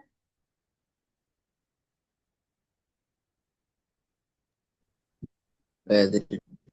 හරි. ප්‍රභා ස්වයංපෝෂීන් ආහාර නිපදවන්නේ ප්‍රභා සංශ්ලේෂණය කියන ක්‍රියාවලිය මගින්. ප්‍රභා සංශ්ලේෂණයෙන් මොනවාද ඕනේ පුතේ අමුද්‍රව්‍ය? සූර්ය ශක්තිය, ජලය, කාබන් ඩයොක්සයිඩ්. ඔන්න වැරද්දුවා. අපි පොඩි කාලේ නම් ඉගෙන ගන්න එක. සූර්ය ශක්තිය අමුද්‍රව්‍යයක්ද?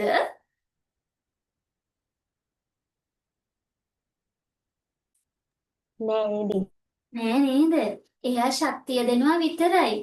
එයා ශක්තිය දෙනවා. රොටියක් තම්බද්දී රොටියට පොළුයි පිටි තව ලුණු වරමේව දානවා. අපි ප්‍රධාන වශයෙන් පොළුයි පිටිනේ ගන්නෙ.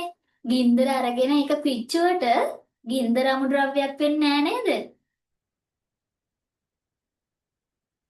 අන්න ඒ වගේ නෑ තමයි. නේද? ඔව්. අන්න ඒ වගේ තමයි ශාකත් තමට අවශ්‍ය ආහාර නිපදවා ගන්න ශක්තිය උපයෝගී කරගන්නවා. අර කාබන් ඩයොක්සයිඩ් සහ ජලය එකතු කරන්න ඕන ශක්තිය දෙන්නේ සූර්යයා. සූර්යාලෝකය. හැබැයි එයා අමුද්‍රව්‍යයක් නෙමෙයි.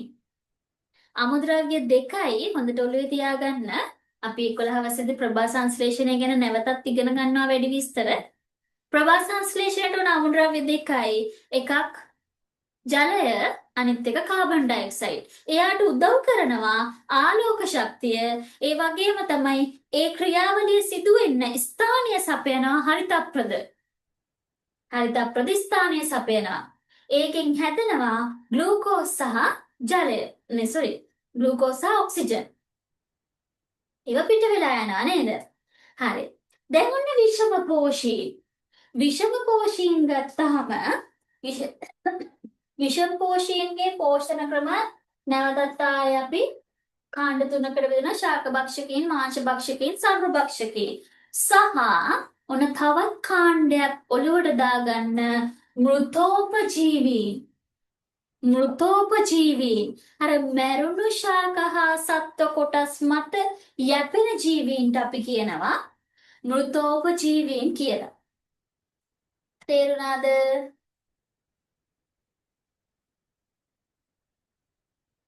ඔව්. හරි. එතන විෂම පෝෂී පෝෂණ ක්‍රමය යටතේ ජීවීන් කාණ්ඩ හතරකට එතකොට අපි වර්ගීකරණය කරනවා. එකක් ශාක භක්ෂක,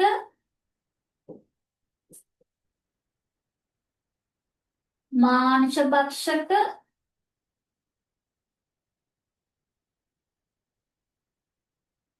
සර්ව භක්ෂක,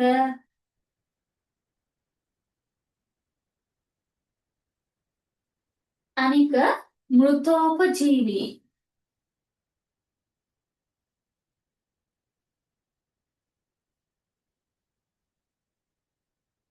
මේ ටික තමයි ඉතින් ලොකු සාරාංශය. අර ඔක්කොම වාක්‍ය වලින් යනකොට මේක ලේසියිනේ නේද? පැහැදිලිනේ. මේ අපි ඉස්සෙල්ලා පෝෂණය කියන්නේ මොකක්ද කියලා ලියාගෙන මේ chart එක ගහගන්න. ලියන්න මාතෘකාව පෝෂණය. ඒක යටතේ ලියන්න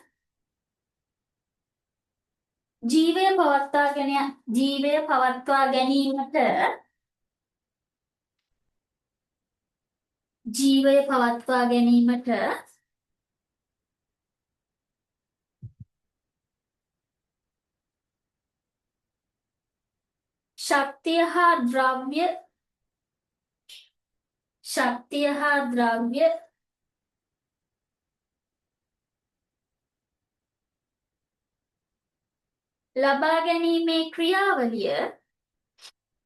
ශක්තිය හා ද්‍රව්‍ය ලබා ගැනීමේ ක්‍රියාවලිය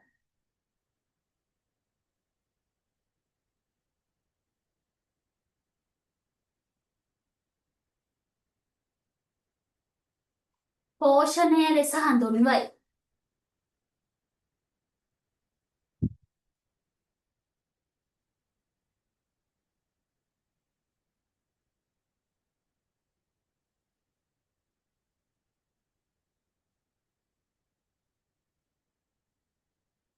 ඊළඟට ලියන්න ඊළඟ තර ලකුණ අපට ශක්තිය අවශ්‍ය වන්නේ අපට කියලා දාන්න ජීවීන්ට ශක්තිය අවශ්‍ය වන්නේ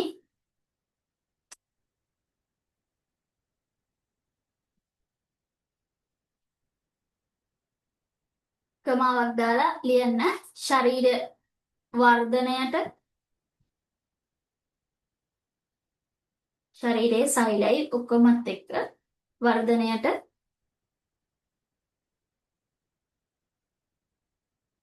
ඊළඟ එක ගෙවි ගිය කොටස් අලුත් වැඩියාවට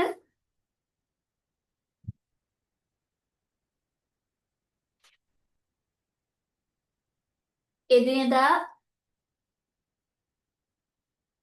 ජීව ක්‍රියා සඳහා අවශ්‍ය ශක්තිය සඳහා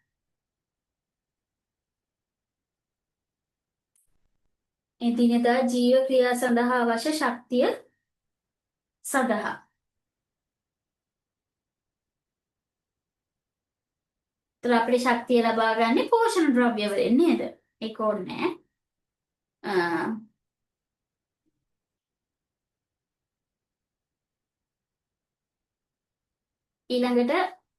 ඊළඟ තරු ලකුණ ජීවීන් තම පෝෂණ අවශ්‍යතා සපුරා ගන්නා ආකාරය අනුව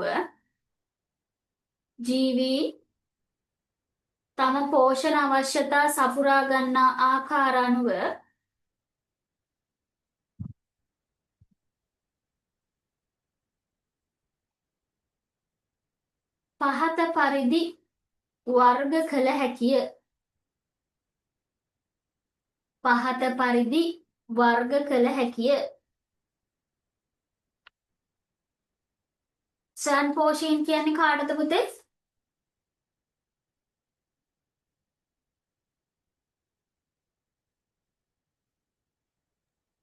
තමන්ට අවශ්‍ය ආහාර තමන් විසින්ම නිපදවා ගන්න ජීවි.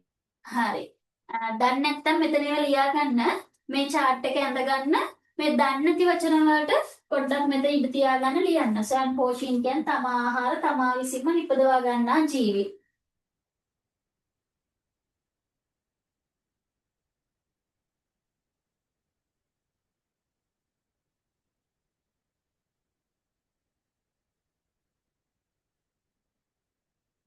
විෂම පෝෂීන් කියන්නේ ස්වයං පෝෂීන්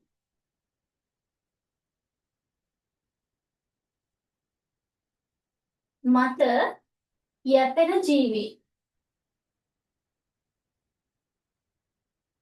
මම මේ කෙටියෙන් ලිව්වේ. ප්‍රභා ස්වයං පෝෂීන් කියන්නේ ආලෝකය භාවිතා කරමින් ආලෝක ශක්තිය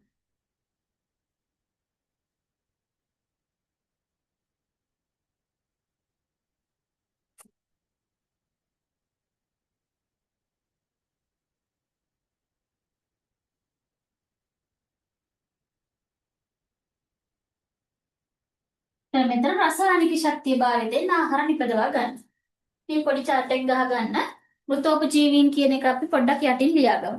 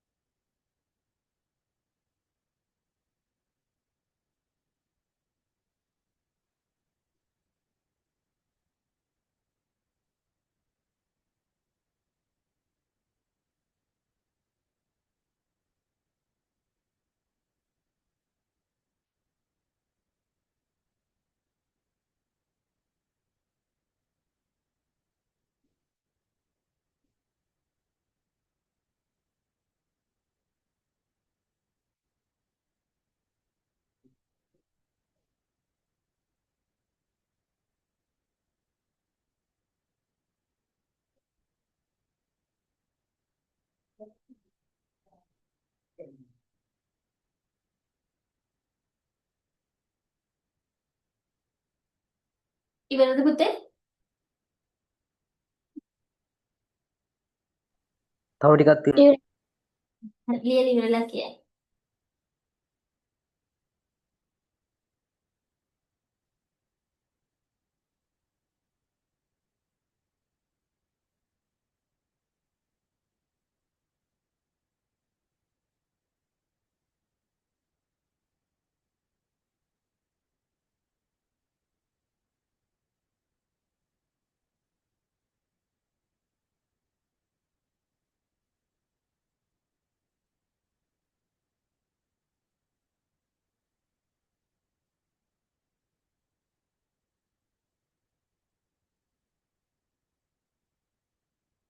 හරිද?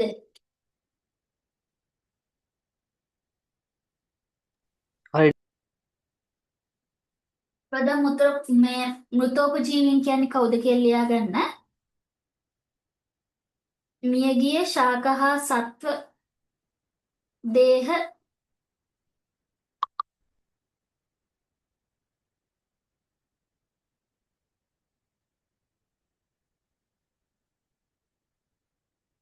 මියගිය ශාක හා සත්ව දේහ මත යැපෙන ජීවී.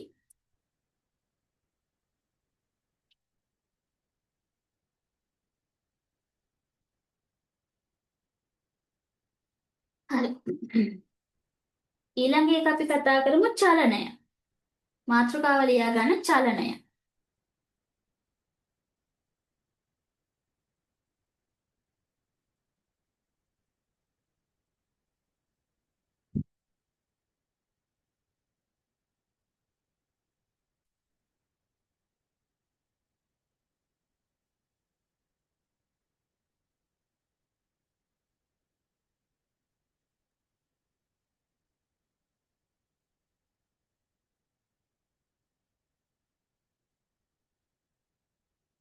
හරි.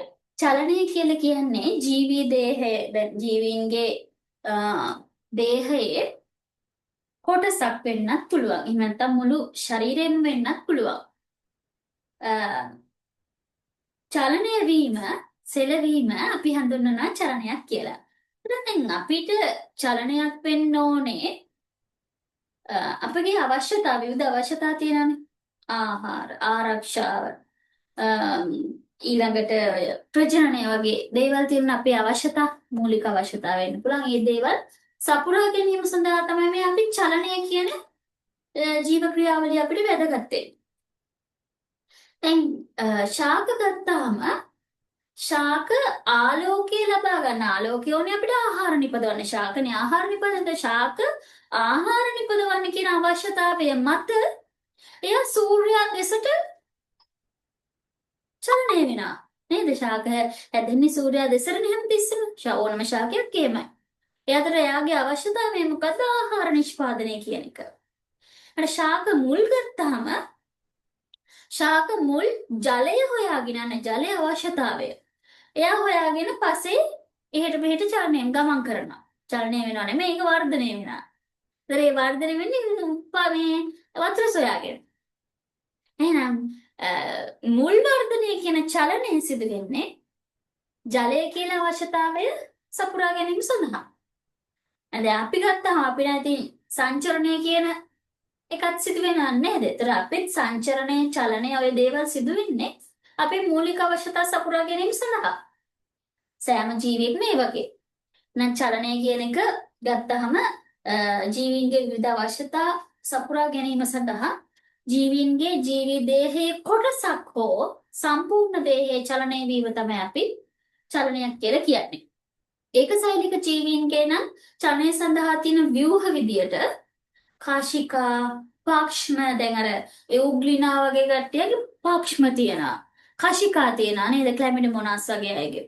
ඊට ඇමීබා ගත්තම ව්‍යාජ පාද තියෙනවා. ඊළඟට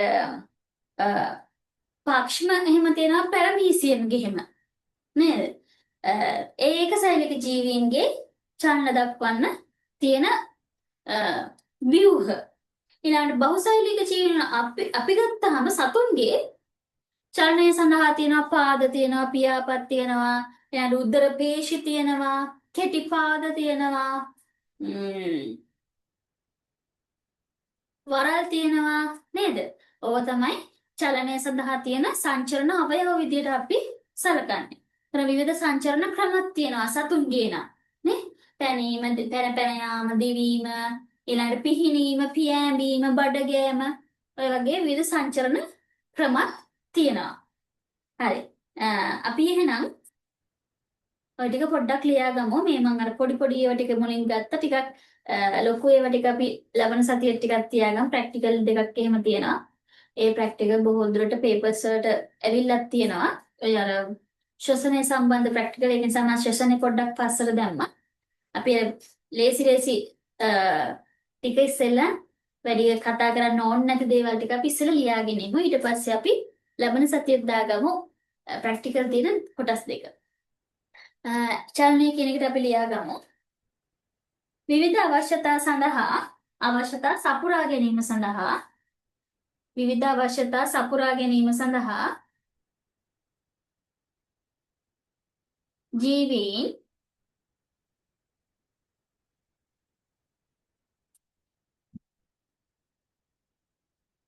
විවිධ අවශ්‍යතා සපුරා ගැනීම සඳහා ජීවීන් තම සම්පූර්ණ දේහයම හෝ ජීවීන් තම සම්පූර්ණ දේහයම හෝ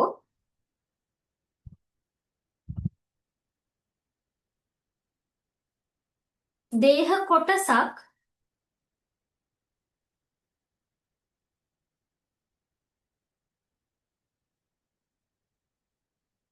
චලනය වේ.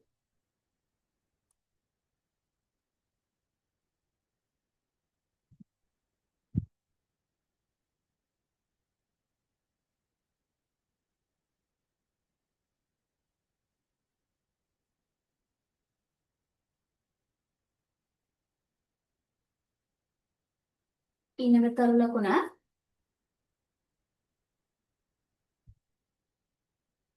ඒකසෛලික ජීවීන් චලනය සඳහා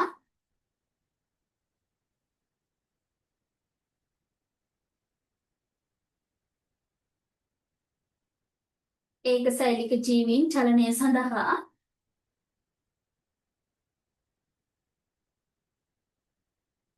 පාක්ෂම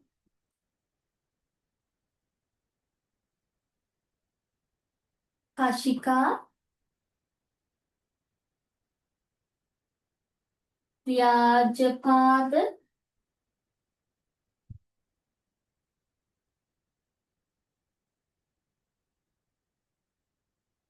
යොදා ගනී.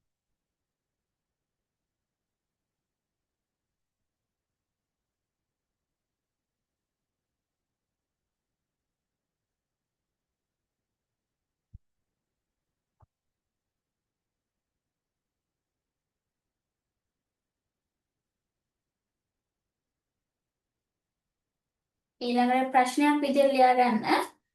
බහුසෛලික ජීවීන්ගේ බහුසෛලික සත්වයන්ගේ කියලා දාන්න. ජීවීන් කිව්ව ශාකත් අයිති වෙනවානේ බහුසෛලික සත්වයන්ගේ. ඔක්කොමල්ල නෙමෙයි. හැමෝම සංචරණය කියන එක දක්වන්නේ නැහැ. චලන දක්වන ඇත් ඉන්නවා. බහුසෛලික සත්වයන්ගේ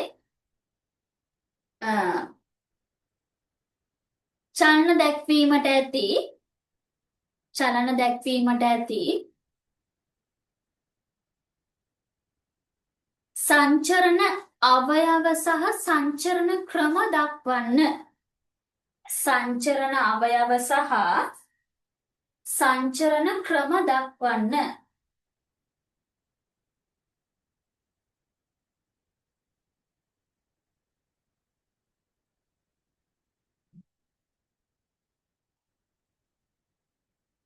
උදාහරණයක් විදියට ඔන්න ඇවිදීම.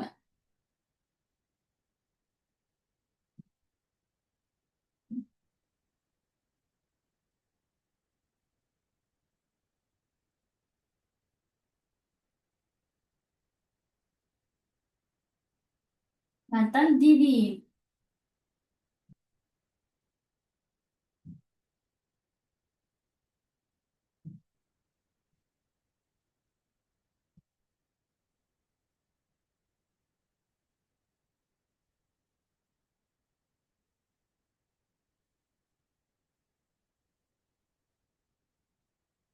සංචරණ උපාංගය තමයි පාද. අන්න ඒ විදියට ඔයාලා ඉතුරු ටික ලියන්න. සංචරණ ක්‍රමය ඒත් එක්කම සංචරණ අවයවය.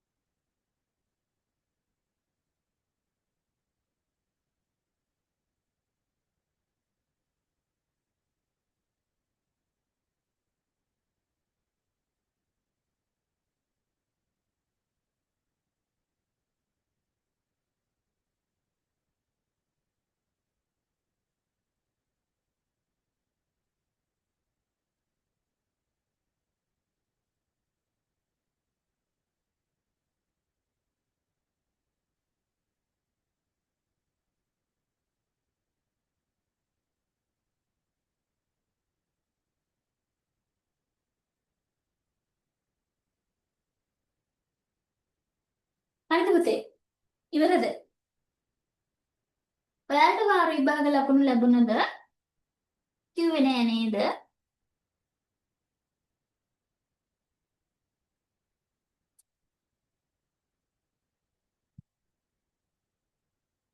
පුතාලට වාර විභාගවල ලකුණු ලැබුණද?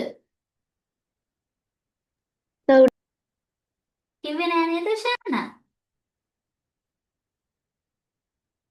කොහොමද නෑ ලැබුණේ? නේද? ටීචර් මේ බාර 75යි. 75යි. කවන්නේ. මට තාම හම්බුනේ. ඉමාංශ අනුහස්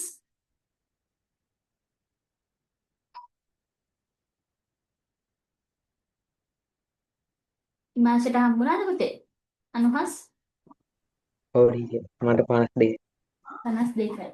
අනුහස්ට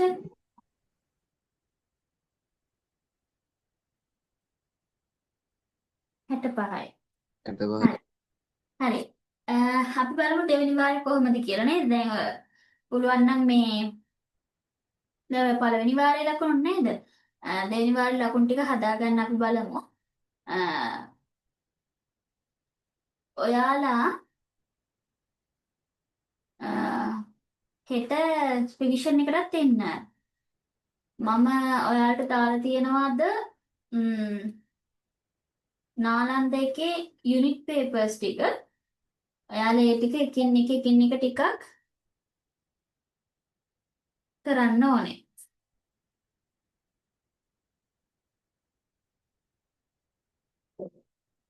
හරිද? මං ලබන සතියේ තව ඔයගලන්ට හිමුණත් වැඩක් දෙන්නම්. දැනට ඔය ටික පොඩ්ඩක් කරලා තියන්න මේ යුනිට් පේපර්ස් වල ඊයේ සතියේ අපි ඉවර වෙච්ච පාඩම තියනවානේ. ඒ කියන්නේ රසායන විද්‍යාව පාඩම කරලා අපි මූලද්‍රව්‍ය හා සංයෝග ප්‍රමාණනේ අන්න ඒක කරලා තියන්න.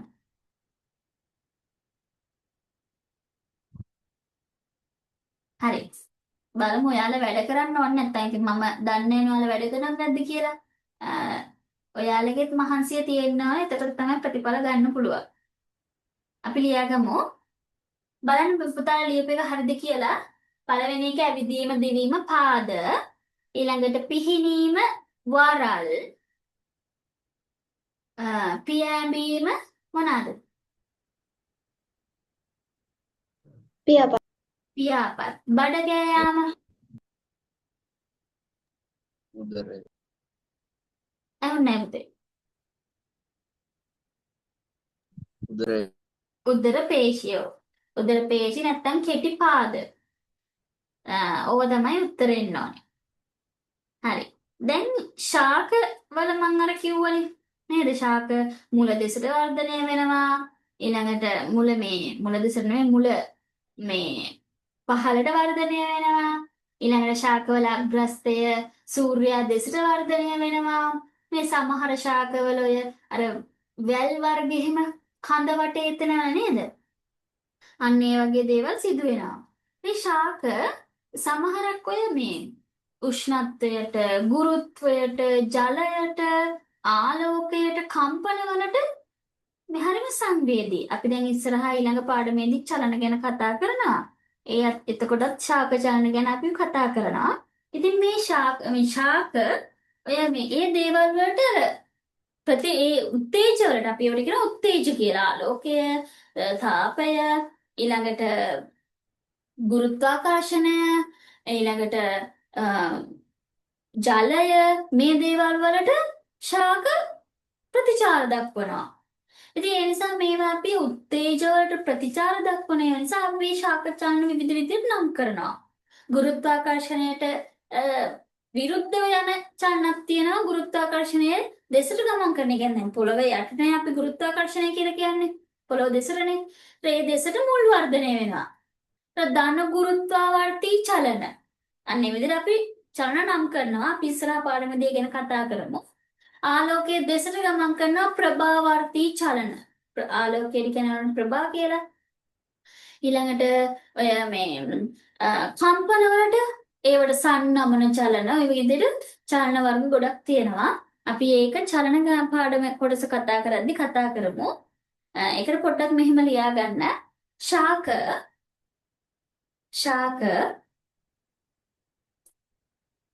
ආලෝකය දෙසට මේ අර අවශ්‍යතා කියන එක පැහැදිලි වෙන්න ඕන නිසා තමයි ඒක මම දෙන්නේ. ආලෝකයේ දෙසට වර්ධනය වන අතර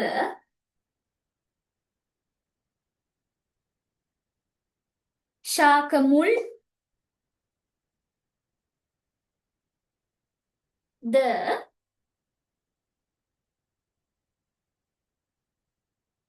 පස තුලට ගුරුත්වයට පස තුලට ඇලෙයිලා ගුරුත්වය දෙසට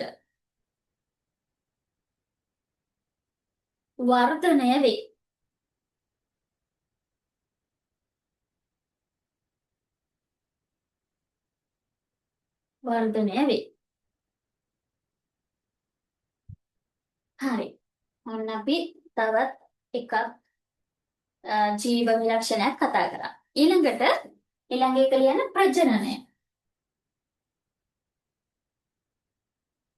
ප්‍රජනනය කියන එක නම් ගොඩක් කතා කරන්නේ නැහැ. මොකද ඔයාලගේ 14 වෙනි පාඩමේ අපි ජීවීන්ගේ ප්‍රජනනය ගැන වැඩි විස්තර කතා කරනවා. ඒ නිසා ප්‍රජනනය කියන්නේ මොකක්ද කියන එක අර්ථ දක්වනවා විතරයි.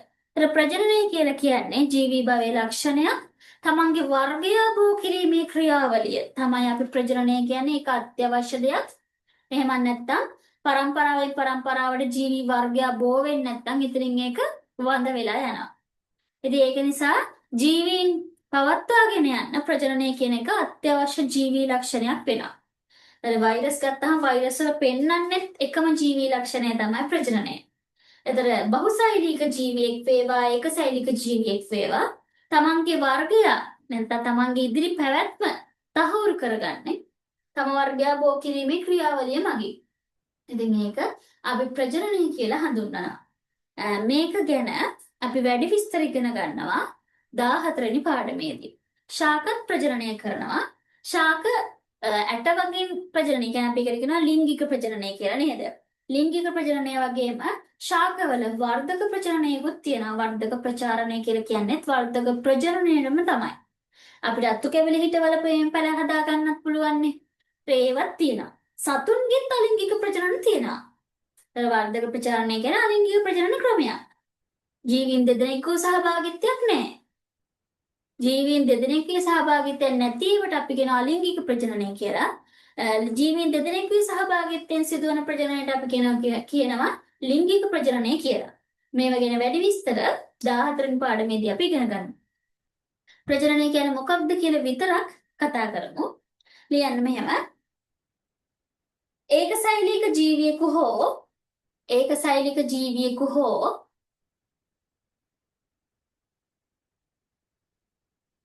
බහුසෛලික ජීවියෙකු ඒකසෛලික ජීවියෙකු හෝ බහුසෛලික ජීවියෙකු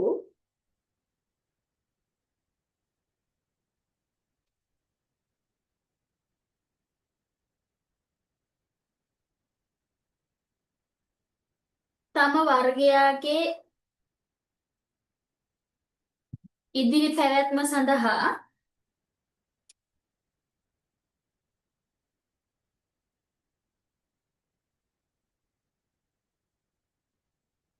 නව පරම්පරාවක්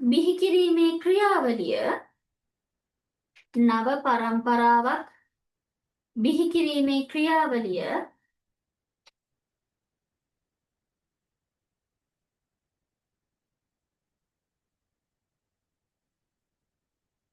ප්‍රජනනය ලෙස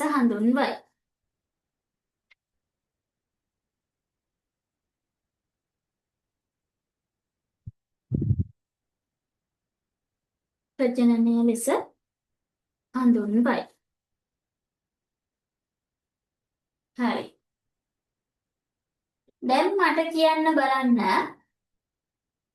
පුතාලා දැනට ඉගෙනගත්තු ජීවී භවයේ ලක්ෂණ ටික මොනවද කියලා?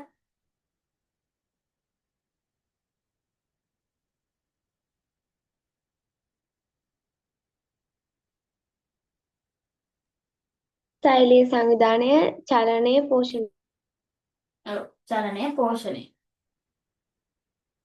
මේ සදෝෂ කියන බලන්න ඉතිරි ජීවී බයේ ලක්ෂණ ටික.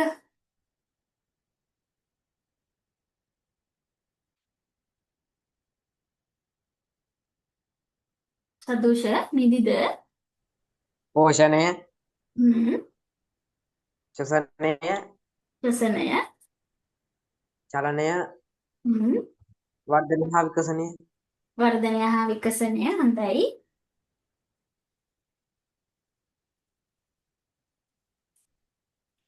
බහිස්රාවය නේද? උද්දීප්තතාවය හා සමායෝජනය. උද්දීප්තතාවය හා සමායෝජනය. හරි. ඔන්න ඔය ටික ගැන තමයි අපි කතා කරේ. ඉතින් මේ ඊළඟට ආය අපිට තියෙනවා බහිස්රාවය, උද්දීප්තතාවය, සමායෝජනය, ශ්වසනය, වර්ධනය හා විකසනය කියන තව ජීවී භවයේ ලක්ෂණ 4ක් විතර තියෙනවා. ඊටු 4 අපි ලබන සතියේ කතා කරමු. පුතාලට අද පාඩම තේරුණාද? ඔව් ටීචර්. හැමෝටම ප්‍රශ්නයක් නෑ නේද?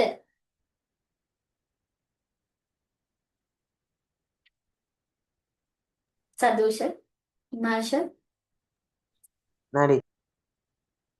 තේරුණා. තේරුණා. මේ නෑ ටීචර් කියලා කිව්වට ඉතින් අනිත් පැත්තත් එහෙම තියෙනවා. ඔයගොල්ලෝ පේපර් වල ලිව්වම ලකුණුත් ඒ වගේ එන්න ඕනේ නේද? තේරුණා නම් ලකුණු තියෙන්න බෑනේ. කමක් නෑ. පළවෙනි වාරේනේ නේද? ඒක නිසා කමක් නෑ.